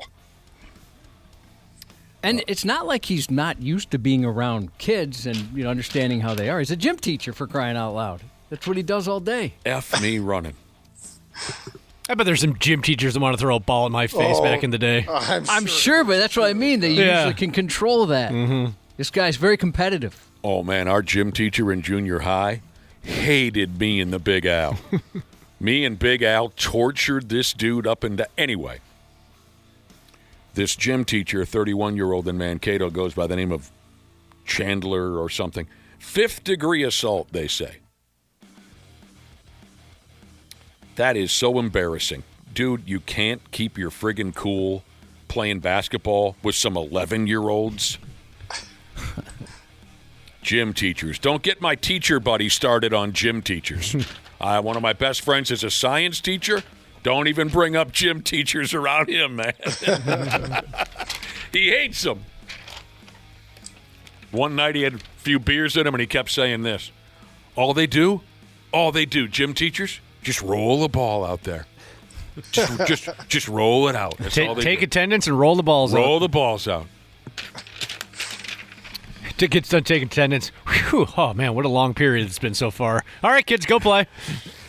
Can I tell you my favorite teacher-student conflict story again from when we were in high school? So this was one of my best pals. He's sitting in class with Mr. Dicknuts, let's call him. He's in Mr. Dicknuts' class, high school. Mr. Dicknuts is my dad. Please call me Rod. That's my father's name. Yeah. The full name is Rod Dicknuts. I would take his faculty photo out of the yearbook and put it on my fridge, I think. Make a T-shirt of it. Science department. Rod Dicknuts. That's awesome. So my buddy's sitting in Mr. Dicknuts' class, and admittedly, he did make life difficult for Mr. Dicknuts. Nothing horrible, abrasive. He was just that smart-ass kid who had to pop off about everything. And one day, Mr. Dicknuts had enough and pulls my pal into an empty room in the middle of class. Come into this room with me real quick. My pal follows Mr. Dicknuts into this empty room, and Mr. Dicknuts says, you know what? Just once, I'd like to punch you right in the friggin' mouth. I'm so sick of your act. Just once. I'd like to knock you out. Now, most kids would probably be a little intimidated by that. Right. This pal of mine got nose-to-nose with Mr. Dick Nuts and said exactly this. You know what, Mr. Dick Nuts? I don't think you could get it done. Pretty cool line. I bet that pissed Rod right off. Oh, yeah. Rod Dick Nuts, he said smoke came out of his friggin' ears. Because he wanted to go so bad, but he can't. He's Mr. Dick Nuts, and my pal was 16 years old. And think about just tarnishing the Dick Nut family legacy if he did that. Was arrested for assaulting the 16-year-old. Oh, yeah. Bring great shame upon the Dick Nut family. Yep. Long history of good things out of Dick Nuts. Hey, Nick, people are bringing up a good point, kind of reframing this story about the Mankato gym teacher who went after some sixth graders. The sixth graders are probably 18, 19 years old. That makes a difference. Yeah, because they're just 20 years away from qualifying for their hockey team. Yes. They build them different in Mankato. Randy Shaver, in about 8 minutes, we're going to wrap with Marcus Foligno. Oh, fabulous. Yes. In the middle of this series with the Avalanche. I mean, it helps that they have 7 or 8 days between Game 2 and Game 3. Yeah. So Marcus has some time to wrap with us. Good. So, yeah, start, That's good. Think up something you want to say to Marcus. So you mentioned your friend who's a teacher who had something to say about gym teachers. Yeah. We have a gym teacher in the listening audience with a response. Yes. He said all science teachers do is press play on the video. Press play on that video. Just keep pressing play. Yeah, there you go. Oh, look at that. Another lesson plan. Yeah. Press play. Now, here's a couple of guys. Back to hockey real quick, and we'll get to Marcus here shortly. Here's a couple of guys who came off like colossal jagoffs. The Barrie Colts, Barrie. It's the Ontario Hockey League. I'm sure Marcus knows how to pronounce it. The Barrie Colts of the Ontario Hockey League. They'll have to fork over $15,000 to the Ontario Hockey League for acting like entitled dildos at a press conference. So, the Colts were coming off a series win in the OHL playoffs. I'm sure you were all over that, the OHL play. So the Barrie Colts had just come back from down 3-1 to win their series in 7 games. After the game, there was a press conference featuring their head coach, some schmuck named Dylan Smakowicz. Coach Smakowicz was sitting there, and so was a co-captain on the team named Kayshawn Atchison. My God, do you have to have an impossible name to play in the Ontario? Anyway, so the coach and the player are sitting there at the press conference, and these two plugs replied to every question they were asked by the media by saying the same thing over and over again: no one cares, work harder. Coach, words probably escape you after that one. Maybe you can try your best. No one cares, work harder. Okay, Sean, big moment for you, a goal tonight. What can you say about the way your goaltender played in that one? No one cares, work harder. Questions? Can you just contrast what you must have been feeling 6 days ago, leaving the arena, losing 6-1, and what you're feeling now? Yeah, that's a good question. No one cares, work harder. Cash, what does it mean for you and to share that moment? No one cares, work harder. Cash, just down 3-1 this team, all year, I kept hearing about you guys never out of it, and just to come back like that and show resilience. Yeah, no one cares, work harder. That'll conclude the Barrie Colts portion of tonight's postgame. By the way, that went on for like another 40 seconds. I figured people would break their radios if we played all of it. Can you believe these jagoffs? Yeah. They did look pleased with themselves. Now, hockey fans were pissed and jumped all over social media criticizing these guys, calling them divas. Yep. And criticizing them for pretty much, thumbing their nose at the reporters who are trying to do their damn job. The next day, head coach Smakowicz admitted that this was a poor decision on their part. Now, listen to this. He said the rationale behind it was a spur-of-the-moment bitchy reaction when they were told that the press conference was going to be held in a room too small to accommodate the entire hockey team. When have they ever had a press conference with an entire team? Yeah, that's really... And that made them... we can't fit the whole... It's the Ontario F Me Running Hockey League. Why would they have a press room big enough for 22 guys? So because they were told, we're only going to have room for 2 of you, this was their response, like they're special or something? I mean, so they embarrassed themselves. Totally. They know it. And the Ontario Hockey League called it conduct detrimental to the public perception of the league. Yeah, I agree. Yeah. I'm surprised. Surprised one of the reporters didn't ask, did you guys all get together? When did you all get together to choose this as the line to say after every question? Right. Or something along those lines to call them out. Just terrible. If I was a reporter in the press conference, after the second one, I just would have walked out and said, all right, I'm not dealing with these D-bags. It's just a waste of time. It's unprofessional. They maintained their composure, didn't they? They certainly did. Like, okay, I guess we'll try this angle. The reporters, yeah. I mean, they gave it a good try, but I mean, at some point you just either you give up. And I'm sure what was written afterwards was not very good, was not the intended outcome of the team. Yeah, I bet a lot of those writers had a story kind of pre-written or, kind of had an idea where they were going to go, and all of a sudden you do the old rewrite. Yep. Hey, I'm just here so I don't get fined. I'm going to answer with the same answer, so I'm here so I won't get fined. I'm here so I won't get fined. I'm just here so I won't get fined. Yeah, I hated that. Marshawn Lynch. Yep. National Hockey League last night. Buffalo beat Montreal. Anaheim beat Vegas. Twins were eviscerated by the Washington Nationals last night. Wow. And it was actually 2-1 Twins in the 5th inning. Yeah, so the Twins' bullpen is in really bad shape. Oh, it's so bad right now. Really bad shape. They can't find, other than maybe Funderburk, who's got a ERA that's reasonable, everybody else is just struggling terribly. So. Real quick, back to that Buffalo game. I caught the end of it last night, Nick, and I think you should show a little respect to Buffalo. It was 4-2. Montreal, the goalie pulled for about 3 minutes, and the game ended 4-2. Nobody cares. Work harder. You didn't deserve that. I was just waiting to throw it. No, I know. You had to. Josh, excuse me, but he did direct that question to me. Do you mind if I give Dana a response? Oh, I'm sorry. Yeah, sorry. Go ahead. Nobody cares. Work harder. Twins play a day game today, don't you know? Simeon Woods Richardson starts for the Twins versus Jake Irvin. What else did I have here on baseball?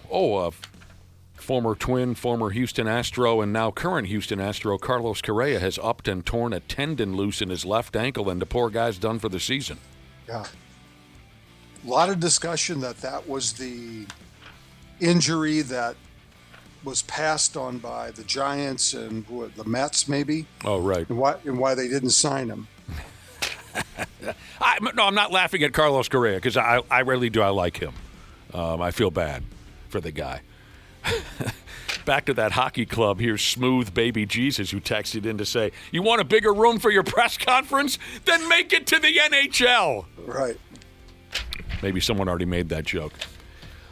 Chicago Cubs starting pitcher Matthew Boyd will have surgery on his meniscus, wherever that is. Randy, do you have one of those? I do. I have a couple of them in my knees. It's in the knee? Mm-hmm. You have some too. I do? Yeah. Cubs starting pitcher Matthew Boyd will have to have surgery. This is a guy who was an all-star last season. Yeah, he's been hurt this year, though. He's been on and off the injury report pretty much all season. So this is another blow to that. I don't have any details here, but it says here the poor bastard hurt himself at home while playing with his damn kids. Yeah. Yep. I read further on it. It sounds like it was just like lowering down to his knees, right? You just got to get down on his knees to play with them, and then something snapped. Oh, that sucks. Christ almighty, it's like I'm sitting here playing cards with my brother's kids or something. What movie? 651-989-9393. I'll say it again. Christ almighty, it's like I'm sitting here playing cards with my brother's kids or something. Nobody? Mm-mm. All right, we'll see the listeners. They'll get it right. This Matthew Boyd, Hurt himself playing at home with his ungrateful kids. Don't know when he'll be back to playing baseball. Where the hell's Marcus? How we doing? Hey, there he is. Hey, Marcus. I didn't know you were on the how long you been on the telephone? A good half hour. Did I get the signal? Yeah, you got the signal. I never saw the signal. You acknowledged it. You looked right past it. You don't even look at me anymore. That quote you just said, I got no clue. Oh, I thought you were waving at someone in the hallway like you always do. I don't do that anymore. Hey, Marcus, I didn't see the signal. I didn't know you've been sitting there. I'm very sorry. That's all right. That's all good. I was listening in. And were you enjoying yourself? I was trying to get that movie quote that you just said, but I got no clue. The movie quote again, Marcus, was, Christ almighty, it's like I'm sitting here playing cards with my brother's kids. Now, our listeners have texted in the correct answer, and we'll find out if you're a fan of this movie. It's one of my favorites. A lot of our listeners knew the quote. The movie, Marcus Foligno, Tombstone. Oh, jeez. Nothing? You're not going to like me for this one. I'm drawing a blank here. Oh, you should watch it. It's great. It might inspire you for Game 3. All right. Tombstone, great movie. Who's in it? I'm glad you asked. I'm glad you asked. It's that handsome older guy. Yep. Mm-hmm. What the hell's his name Kurt again? Russell? Kurt Russell. Oh, okay. Val Kilmer. Oh, wow. Bill Paxton, the late Val Kilmer and the late Bill Paxton. Yeah. It's a Western, isn't it? Yeah, it's about, Marcus, it's the story of Wyatt Earp and Doc Hollywood. It's a great movie. Doc Holliday. What did I say? Doc Hollywood. Oh. That's the reboot version, starring Doc Hollywood. It's not about Doc Hollywood. Well, Doc Hollywood, that was Michael J. Fox. His car broke down and he... Yes. I saw that movie. Yeah. Doc Holliday. Great movie. Marcus, how you been? Number one, congratulations on the Dallas series. Yeah, thanks. It's been good. We've been good. Honestly, everything's obviously very exciting to advance to round 2, and just the way we played against Dallas was awesome. It was a hard-fought series, and I mean, honestly, just a great battle there with those guys, and the way we played and had a game that we could finish them off at home and pull through. It's always big when you guys see those moments. So, now we find ourselves down the other side of it right now, down 2, but honestly, we feel like we really haven't experienced our full game yet, and we'll get to it in Game 3. And just this, we think the 3 days have helped us. I mean, we just had that hard-fought series, and got a lot of days off where you go right back into Colorado, and it's just like bang, you're back into it, and they're waiting for you and rested. So we just feel like we got some good use out of these next 2 days of being off, and we're really positive about Game 3. I have no doubts at all that you guys are going to get back in this series. I'm sorry, are we supposed to do something with Kia again today? We can at some point, yeah. Well, didn't we just do that like 2 days ago? Yesterday, but sure. Luther Kia of Bloomington brings you this conversation with Marcus Foligno. And I'm not mad at the folks at Luther Kia of Bloomington. I'm mad at myself again for being totally unaware of this current sponsor. And now Marcus not only had to sit through some baseball conversation, he had to sit through a friggin' commercial. He's a very patient person. He's got nowhere to be till Saturday night. He's good. Our practice got bumped up. It's later today, so we're good. We got lots of time this morning. You got some time before practice. That's good. So why wouldn't Jamie Benn fight you? Good question. Good question. No, you know what? It was. Yeah, it's the playoffs. It's a different time. Maybe regular season, it's a little bit different. But I'm sure guys are a little bit conscientious of just taking penalties and things like that. But with all the stuff that we experienced in the playoffs, and a couple cheap shots here and there, you think that you just want to do like a man and just get off and fight. But he's not. He's smarter than that. So it's, it was good. It was It was the guys responded so well. I think with just not Jamie Benn's a great player too. I mean, I know he's kind of enemy number one during that season, but it's one of those things where Boldy, gets hit and gets back up and keeps pushing. And when you do that to stars and you do it to your superstars and you hit them and you're trying to think that you're going to take advantage of them and they don't show any kind of emotion and they keep playing the game and then they overtake the game. I think it took Dallas's will away when guys like Boldy and Creel and other guys have done that to them. So that's a big reason why we won. Is it a situation where let's say you run into Jamie Benn in the offseason. You leave it on the ice. I mean, you guys can probably just have a beer and chill out about it, even though, things got a little iffy between you on ice. Yeah, I mean, there's always. Or do you bull rush the guy when you see him in a hotel or something? No, there's always, what happens on the ice stays on the ice. That's a true believer of, unless things get a little bit sideways there. But it's one of those things. He's going to play hard. He's going to do whatever it takes to win, and we're going to do the same. So, I mean, at the end of the day, when your career's over, all said and done, there's no hard feelings. It's the way everyone has to play the game. In certain ways, the guys have to play the game, and I'm no different, right? So, going into Dallas there after some incidents against their guys, it's just one of those things. You're just going to be, they don't like it, but when you're on the ice against them, they know when you're out there. So it's one of those things where it's kind of the game within the game, and playoffs bring out the best of kind of that style of game. So it's fun. I mean, the atmosphere in the rink was unbelievable, and we cannot wait for Game 3 here on Saturday. And us as well. You're right. I mean, the playoffs are a totally different animal. Here's a guy, a text message that just came into the radio station that says, let me get this straight. I'm supposed to root for this guy on Saturday, and he hasn't even seen Tombstone yet? He's got time. We can see it before the game. Tell him I'm going to be watching it tonight. I'll watch it tonight so you can root for me Saturday. Josh wanted to ask you about your sweet breakaway moves. Yeah, awesome. Yes. Yeah, you know what? Sometimes you just the hands get a little slippery, and you might look like you're losing the puck a couple times, but it works on your advantage. So, No, you know what? I've seen that a couple times where we actually our goalie coach and stuff. We pre-scouted their goalie Wedgwood, and we pre-scouted all the goalies. Obviously, we did it against Ottinger, Dallas, and tendencies and weaknesses, and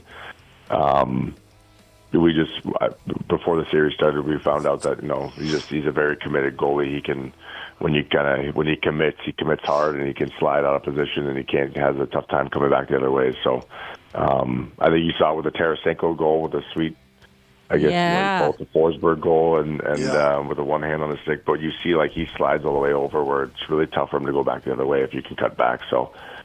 Something we got to keep doing, and especially when it's 1-on-0, right? Just you and the goalie. It's a little bit different when you're shooting and things like that. But something that we pre-scouted, and luckily we took advantage of.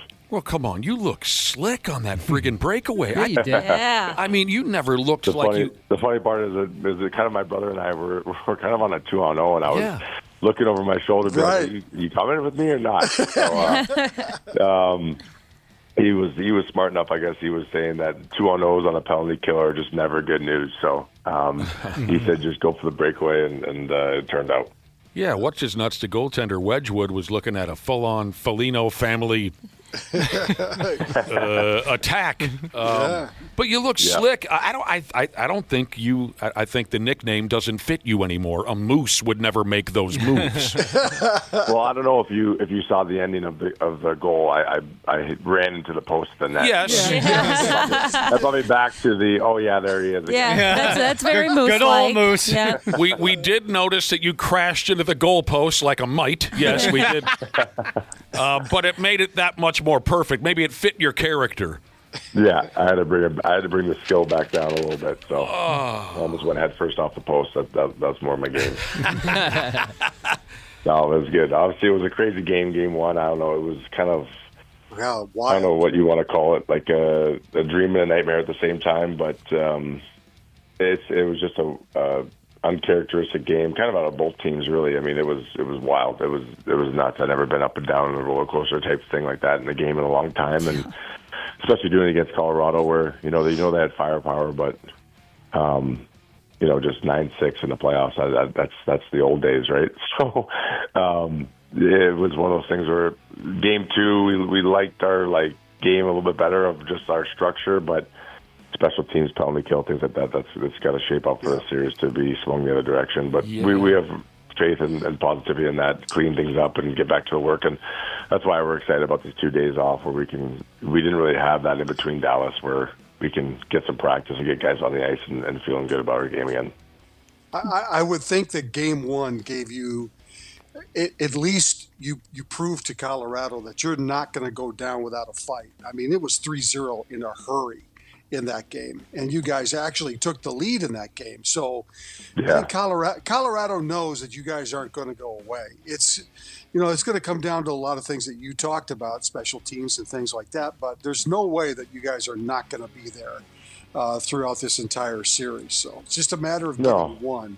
You can just get absolutely. one. Listen, we're right there first with them. one. Offensively, I think we're just as gifted as they are. Really, I mean, it's unfortunate we're missing Eric Sinek right now and Brodin, but it is what it is. We still have we still put up the numbers we have against them, and really, it's just on us to clean up the defensive side of the game. We know that they know that we can skate with them and score with them. So, we understand that there's just times in the game that we have to bear down defensively and to really squash their chances. So we're going to get ours. I think the way we scored in games 1 and 2, where it was just off of smart play and 5-on-5 structure, and we've always credited ourselves as a 5-on-5 team, and that's where we have to keep it. You've been playing in the National Hockey League for a long time. We're talking with Marcus Foligno. And, maybe this is just the words of an excited hockey fan, but I've been watching hockey for 45 years. I don't think, you tell me, have you ever been involved in a series with two teams, obviously one being your own, that is so fast and precise with moving the puck and creating scoring opportunities? In the first 2 games, I don't think I've ever seen 2 games of hockey with 2 clubs who can move the puck so efficiently and quickly up and down the ice. Yeah, I mean, this series has it all, really. I mean, they're very good off the rush, and just kind of obviously their top line with McKinnon and there's another guy named Martin Nietzsche who just they fly, right? They can skate. They pass the puck crisply.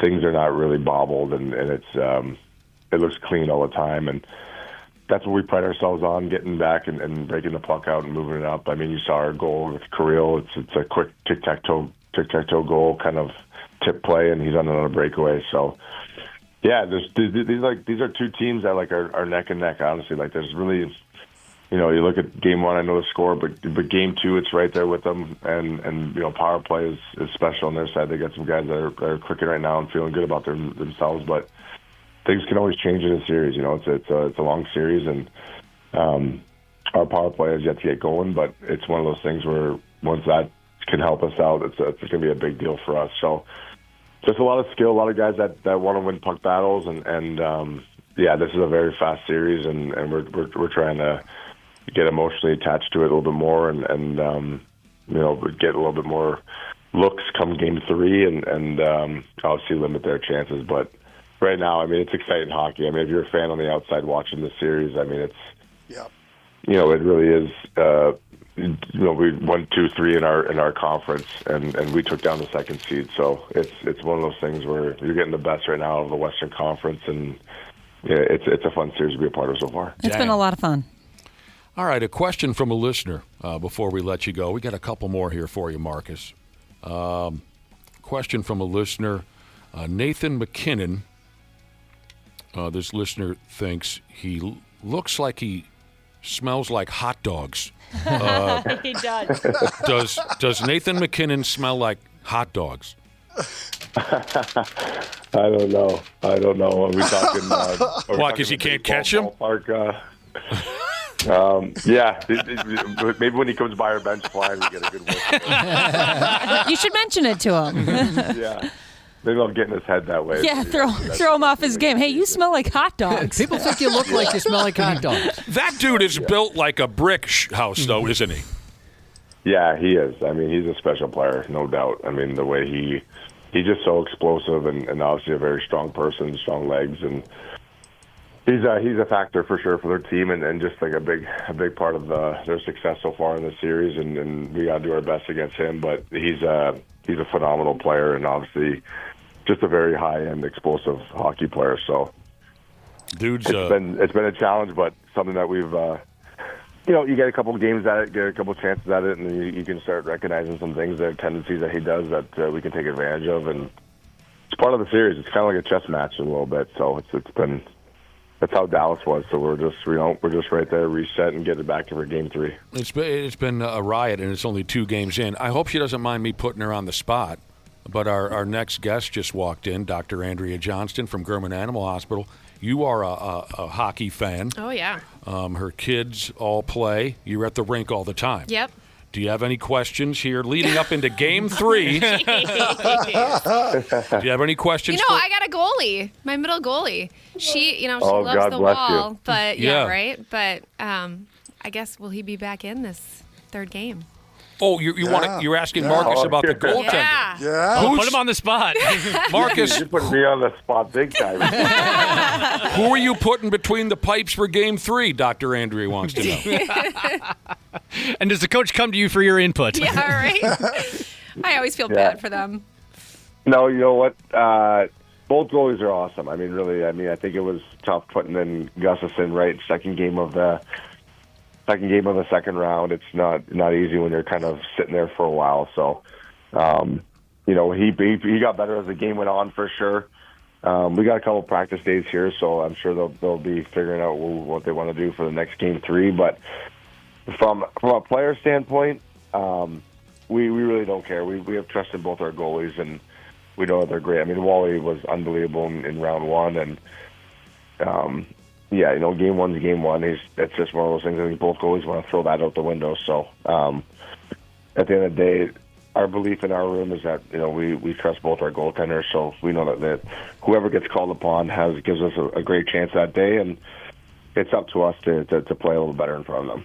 Marcus, we got a comment from listeners, kind of a request almost more than a question. It says, please tell Marcus I want everyone from Colorado pissing blood after the game on Saturday. Oh, my God. Bring back the Superman punch. Yeah. Oh, no. That sounds like he's a little excited for Saturday. Yeah, he's fired up, ready to go. I think we all are. Yeah. How about Dr. Andrea coming in with the tough question? Sorry, love it. I got a goalie. It's a tough life as a goalie mom. I liked it. Let's make Marcus earn his friggin' money here. I'm sweating already, and it's not even 10 a.m. yet. Thank you very much. Hey, Marcus, like I said, we have no doubt that you boys are going to turn the screws and make this a series. We're excited for Game 3, and we're really appreciative that you took the time to jaw jack with us. Absolutely, anytime. No, we're excited. We're pumped up for Game 3, obviously, just to keep it rolling on home ice. The emotion in the rink and the excitement around the rink has been awesome. So we're excited to be in front of our fans and get Game 3 for them, and make sure this series keeps going. And the longer it goes, the better for us. So we'll keep going for Game 3 here. And have fun watching Tombstone tonight. Yes, love it. absolutely. Actually, yep. Yes. I am. I'm telling you right now. I trust you. You guys a little picture or something of me putting it on here. I do. I think he's really going to do it, and I'm not BSing you. I bet it'll be a little bit of a source of inspiration. It's a great movie where the good guys win, and you'll be quoting it for the rest of the series in the locker room and losing all of the 21-year-olds that they'll have no idea what you're talking about. Thanks, Marcus. They're already lost. Yeah, they are. See you, bro. Thanks, guys. All right, you bet. Day. Thanks, Alan. The 93X Half-Assed Morning Show. What's going on, podcast pimps? Dana here to once again sing the praises of Standard Heating and Air Conditioning. I got on the ball early. I already got my AC tuned up for summer, and I think you should too. An AC tune-up means better efficiency, fewer breakdowns, and peace of mind before we get choke slammed with heat. And right now, it's their early bird special. $45 off an AC tune-up or $90 and you add your furnace in as well. Smart folks like me don't wait for the first 80-degree day. We plan ahead. Book by May 25th and check it off your list at standardheating.com. Providing the comfort you deserve since 1930. Years of hard work, and now you've got pain in your back, your shoulders, your knees, maybe your joints. You need help. Randy Shaver here with the answer. Dave Bialke. He's got over 30 years experience in getting workers' compensation benefits for people just like you. Don't suffer. Call Bialke Law today. 763-571-2410 or go to bialkelaw.com. That's BIALKE law.com. And it spells relief for you. The Hammer Alley Podcast, an 80s flashback mockumentary. Back in the 80s, there were 1,000 bands trying to make it in the world of rock, but there was one band that had it all, Hammer Alley. Whatever happened happened to Hammer Alley? How did they go from Top of the Rock? I'm looking for a music video. They're a band from 1987, Hammer Alley. Ever heard of them? To rock bottom. Dude, I was born in 1987. Oh. I can't believe he's doing this. Hammer Alley. Follow and listen on your favorite platform. It's Dr. Andrea. Here to save you about $5,000 and answer your pet questions. It's Dr. Andrea. On the 93X Half-Assed Morning Show. All right, welcome back to the show. We appreciate you very much. Dog and cat lovers, dog and cat owners, feel free to ask the vet at this time. 651-989-9393. That's the telephone number to text. Our guest is Dr. Andrea Johnston from German Animal Hospital. Good morning, and thank you for stopping by. Thank you. Good morning. How you been? Good. Yeah, we're great. We're all good. That's good to know. Lots of questions have come in already, and some good ones. Love it. Some good ones. Even some pictures, too. Oh, yeah. I like Those the are fun. pictures. They want you to look at some pictures. If you don't mind getting right after it, Yeah, let's do it. let's start with a hilarious misprint. Autocorrect, maybe, was to blame here. You know, we're dealing with text messages. Our first question for Dr. Andrea says, my 10-year-old... Well, first off, what is a GWP? German wire-hair pointer. Let's go with that. Yep. Josh? It's a hunting dog, did he say? Are you okay if we go ahead with that? German wire-haired pointer. Yeah, sure. GWP. They don't mention Everybody knows hunting. They don't mention hunting. All right. But here's the misprint.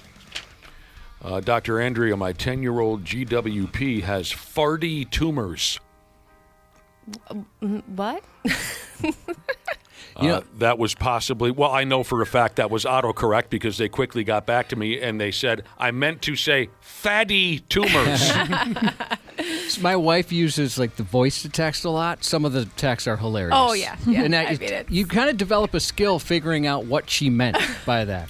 My German wire-haired pointer has fatty tumors. Yeah. Would turkey tail mushroom supplements help him? Nope. No. No. It's all genetic. You know, you see those old dogs walking around with the big fatty lumps. Yeah. Some get them, some don't. I don't check do them out. They don't do any harm, do they? No, I mean, sometimes they can get really big, or if they're under the muscle, they can like expand and be painful. But obviously, if there's a new one growing rapidly, make sure it's not something else. Right. But a lot of labs get them, golden retrievers. It's funny, the way the guy asked the question is, would turkey tail mushroom supplements help, or is that a gimmick? It sounds like you're saying... Gimmick. I mean, there's so many of those products out there. I had a buddy who his dog had such a big one like on his chest that it started to like hang off of we it. have those. Oh, and it was like hanging on by like a thread. I was like, just rip it off. Those are fun to remove and super easy to remove. Oh, it's just Yeah, we had a dog that nasty. would get those all the time. Kind of looked like somebody threw mashed potatoes into a tube sock. Yeah. He looked like the top of a cave somewhere. Yeah, and I still get the question, can I just tie a rubber band around it? Yeah. Just let it fall off? Ew. I mean, that's not nice. Mean. It's cheaper. Like Nick said, we're getting pictures. I'll show you one here. This person says, can you ask the doctor what this looks like on my cat's head? It's kind of firm. The kitty. And it's like this kind of like whitish bump on the top of its head. Yeah, Can you that tell? looks like a little sebaceous adenoma, like a little benign cyst. But sometimes cancerous mast cell tumors can look like that too. So I'd get a little needle poked in that, make sure it's nothing more concerning than just a cyst. My cat has one of those. Yeah. It's kind of gross looking. I don't touch it. But you can just like easily poke it, put it on a slide, and look under the microscope. It's not hard to do. Your vet can do it for sure. While we're on the topic of cats, I saw a video this morning. You want to know what the video was? It was a wobbly cat. Why was the cat so wobbly? Well, Dr. Andrea can tell you that. We've talked about the wobbly cats. Cerebellar hypoplasia. They like bob their heads. Kind of like that. Also walking was... Yeah, they kind of have a weird gait. They walk funny. Ashley, after the show's over, maybe during commercial, I'll show you a video of this wobbly cat. Okay. It's a riot. Great. The cat is fine, right? Yeah, I mean they were either born with like a atrophied cerebellum in the back part of their brain, or a viral thing caused it. It seemed as if the eyes were a little affected too. Yeah, they go back and forth. Yeah, Nystagmus. but this cat was, when it would walk down the hallway, oh Jesus, it would go. But it was very cute because it was very active with its hands when it wants hands.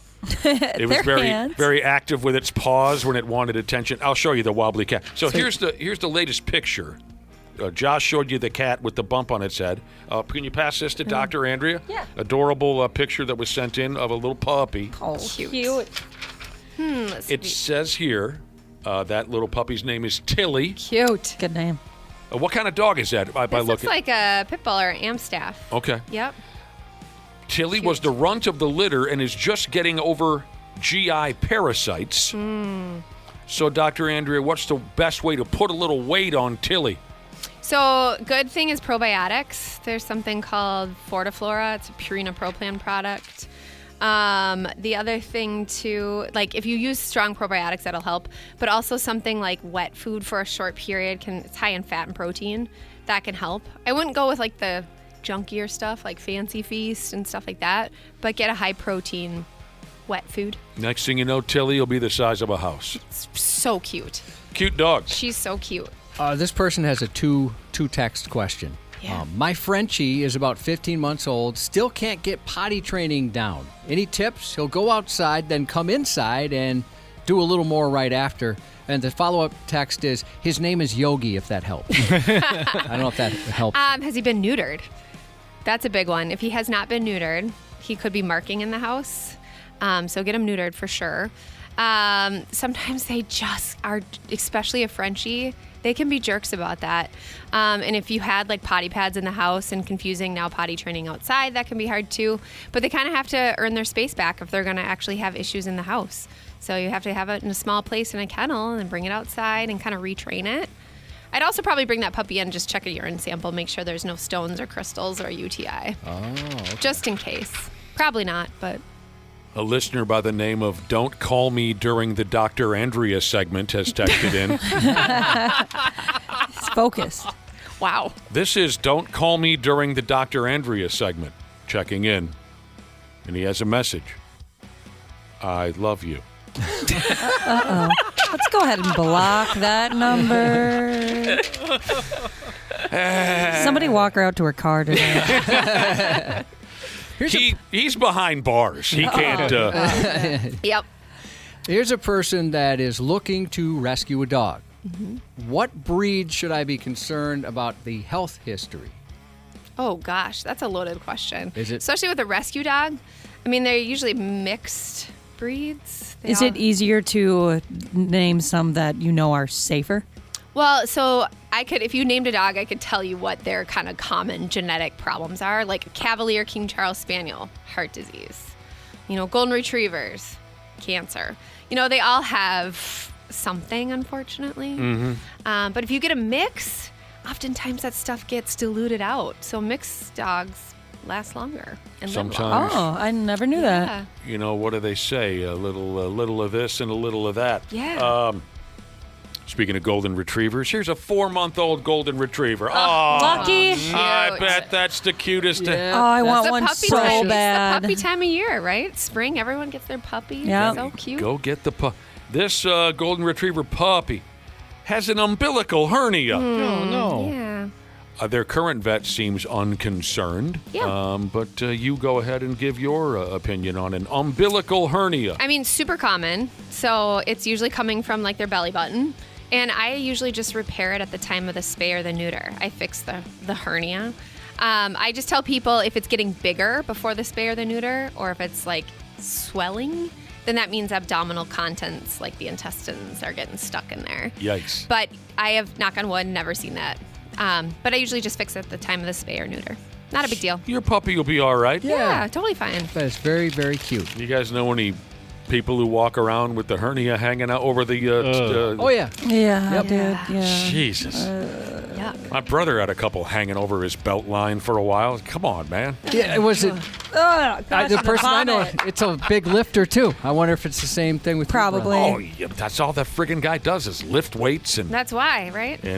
eat at Boston Market. That's all he Oh, does. I miss Boston Market. That was God, that's a good place. Yeah. Is taurine important in a cat's diet? Ooh, this is a big question, too. And does it help a cat that has a tendency of getting sick after eating? So taurine is a big hot topic right now because they're finding that all these high-end boutique dog and cat foods without grain are causing heart issues because they're deficient in taurine.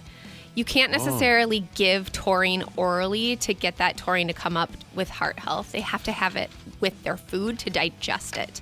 So you're really not doing any service by giving your cat taurine. It's not going to hurt the cat, but if a cat's not doing well on it, I wouldn't use it. Okay. Isn't that the stuff in energy drinks? Yeah. Taurine? You drink a lot of those, Josh. I do. Well, one a day. That's too many for a guy your age. Yeah, probably. I thought about making today a 2 a day. Oh, wow. But I held back. Good for you. Good job. We're talking with Dr. Andrea Johnston from we're talking with Dr. Andrea Johnston from German Animal Hospital in Minnetonka, taking your questions about your beloved house pets. 651-989-9393 is the number. If you want to try to get in there, it's going to be difficult. A lot of folks text in for Dr. Andrea. Here's an interesting question. Dr. Andrea, my cat wants to be president. Can he be president? I mean, a cat anybody president? can these days. Cat wants to be... I'd vote for him. You know cats better than anybody. What would be the first thing on the agenda of a cat president? What's most important for a cat's view of the country? Yeah, I'd say probably to get their own place, their own digs. I mean, they're just divas, right? Yeah. Oh yeah. They want their catnip and their comfy bed and get the hell away from me. Nobody talk can live to in the me. White House. Yeah. Don't Just the touch cat. me. Don't talk to me. That's how a lot of them are. And a bunch of mice. Yeah. Oh, yeah. Yeah, All the mice. they want to stop the killing of mice. No more mouse traps. Yeah. No more exterminators. Yep. Did anyone bring up Simparica Trio? Oh yeah. No. Did I say that correctly? I brought it up last night at the bar. Trio. You were talking about this with the boys? Yeah, last night at the bar. It sounds like something out of Battlestar Galactica. It really does. People are so funny with all those drug names. They'll be like, I need more Simpatica. Or they just totally twist the names, which we all laugh about at work. I struggle with it myself. Yeah. For Dr. Andrea, I'm trying to get Simparica Trio for my 2 dogs, but we need a prescription. Mm-hmm. Is there any way to get it without taking them in for a checkup? Yeah, you got to bring your pet in annually to get more of that because it's flea and tick and heartworm medication for preventative. That you have to bring them in annually in order for the vet to be able to prescribe it. Oh yeah, we just ran into that situation because I bring my dogs to you guys, Dr. Andrea, and you have yet to see 1 out of the 3, and they were like, no, we can't give you drugs for him. Yeah, because we've never seen the pet, don't have an established relationship, all that stuff. I will tell you though, the ticks are so bad right now. They are everywhere. I found 3 on me last week. I'm finding them on dogs left and right. Oh. So I'm not sure what's going on this year, but they're really bad. Do you spray yourself down? I wish I could. Is there anything that... No, there's nothing you can coat yourself with before you Might put hug on all a these tick dogs? collar or something. Yeah. It's so dumb that they haven't came up with something that humans can wear or put on themselves that repels ticks like that. What about DEET? Oh. I don't know if DEET works for ticks. Maybe that's not something you're supposed to put on I mean, your it's body. like bug spray, right? I'm not sure. It's like a very very serious Yeah, I one. thought that if Don't you get had, it in your eyes. if you had too much of that DEET on you, Josh, as a human being, you end up growing an extra elbow up the side of your... Yeah, I think you're right. Yeah, there's like 50 warning labels on the bottle. Yeah. All right, so listeners are telling us the first order of business for a cat president. First and foremost, everyone must eat lasagna. Duh. No more Mondays. And we're going to figure out where the hell those lasers go. They're there, and then they move all around, and then they disappear. Oh, my gosh. It's Dr. Andrea On the 93X Half-Assed Morning Show. I'll tell you what, the text messages have been rolling in. Like that song we played a few minutes ago. Rolling. Who was that again now? Limp Bizkit. Oh, God. I was a huge fan. The text, the messages have been cruising in for Dr. Andrea Johnston from German Animal Hospital. Thank you, everyone, for your text messages. We try to get to as many as possible. We got a few more minutes here. Before we have more questions for you, Dr. Andrea, on dogs and cats, one individual has texted in because their child is interested in getting into your line of work. Oh, wow. Love it. So they would like to know, this is a 6th grade kid who's showing great interest in being a veterinarian. At what age did you know that you wanted to be a vet? Oh, gosh. I mean, I think I knew at a young age going to, animal camps and stuff like that. But I actually went to medical school for a week before I decided I want to change my career and go to vet school. Oh, I remember you telling us that. Yeah. So, I think a lot of kids at a young age love the idea of being a veterinarian. Yeah, I wanted to be one for a while. Yeah. Yeah. And then you realize all the sad stuff. Right, Yep, exactly. Well, and then how difficult it is to become one. Yeah. I mean, I've always heard that there's more schooling than being a doctor, right? Or being like it's a about the human same. It's just there's less vet schools than medical schools, so it's harder to get in because of that. There's just less, vet schools. Are vets just more fun?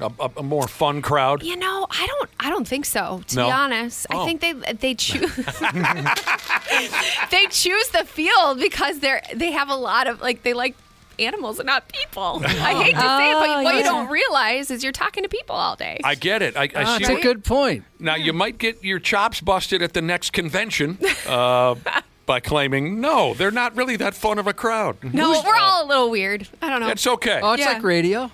Oh, Who's Jesus. your least favorite coworker? My business partner. Sorry, I Rob. suppose now that you've mentioned it, that makes sense. Some vets become vets because they don't like people. Right, but what they don't realize is you're talking to people all the time. Yeah. You can't talk to the dog and the cat. You can. They're not going to answer you. Yeah. Did we cover this already? Mushrooms that people give their dogs? Did we cover that? No. Okay. There was a mushroom-related question earlier, but Yeah. Oh, the turkey tail mushroom. Okay. That's right, with the fatty lumps. People are giving mushrooms to their dogs. Psychedelics? I have no idea. Here's how it reads. I have a question about these mushrooms that people are giving their dogs. It says that it's not really absorbed well. Is there a way to make it so they absorb? I heard it helps a lot with tumors. I've lost 2 golden retrievers to cancer. Oh. Any info would be greatly appreciated. So, Yeah, I'm cautious with mushrooms because there are some mushrooms that can cause liver toxicity and can be toxic to pets.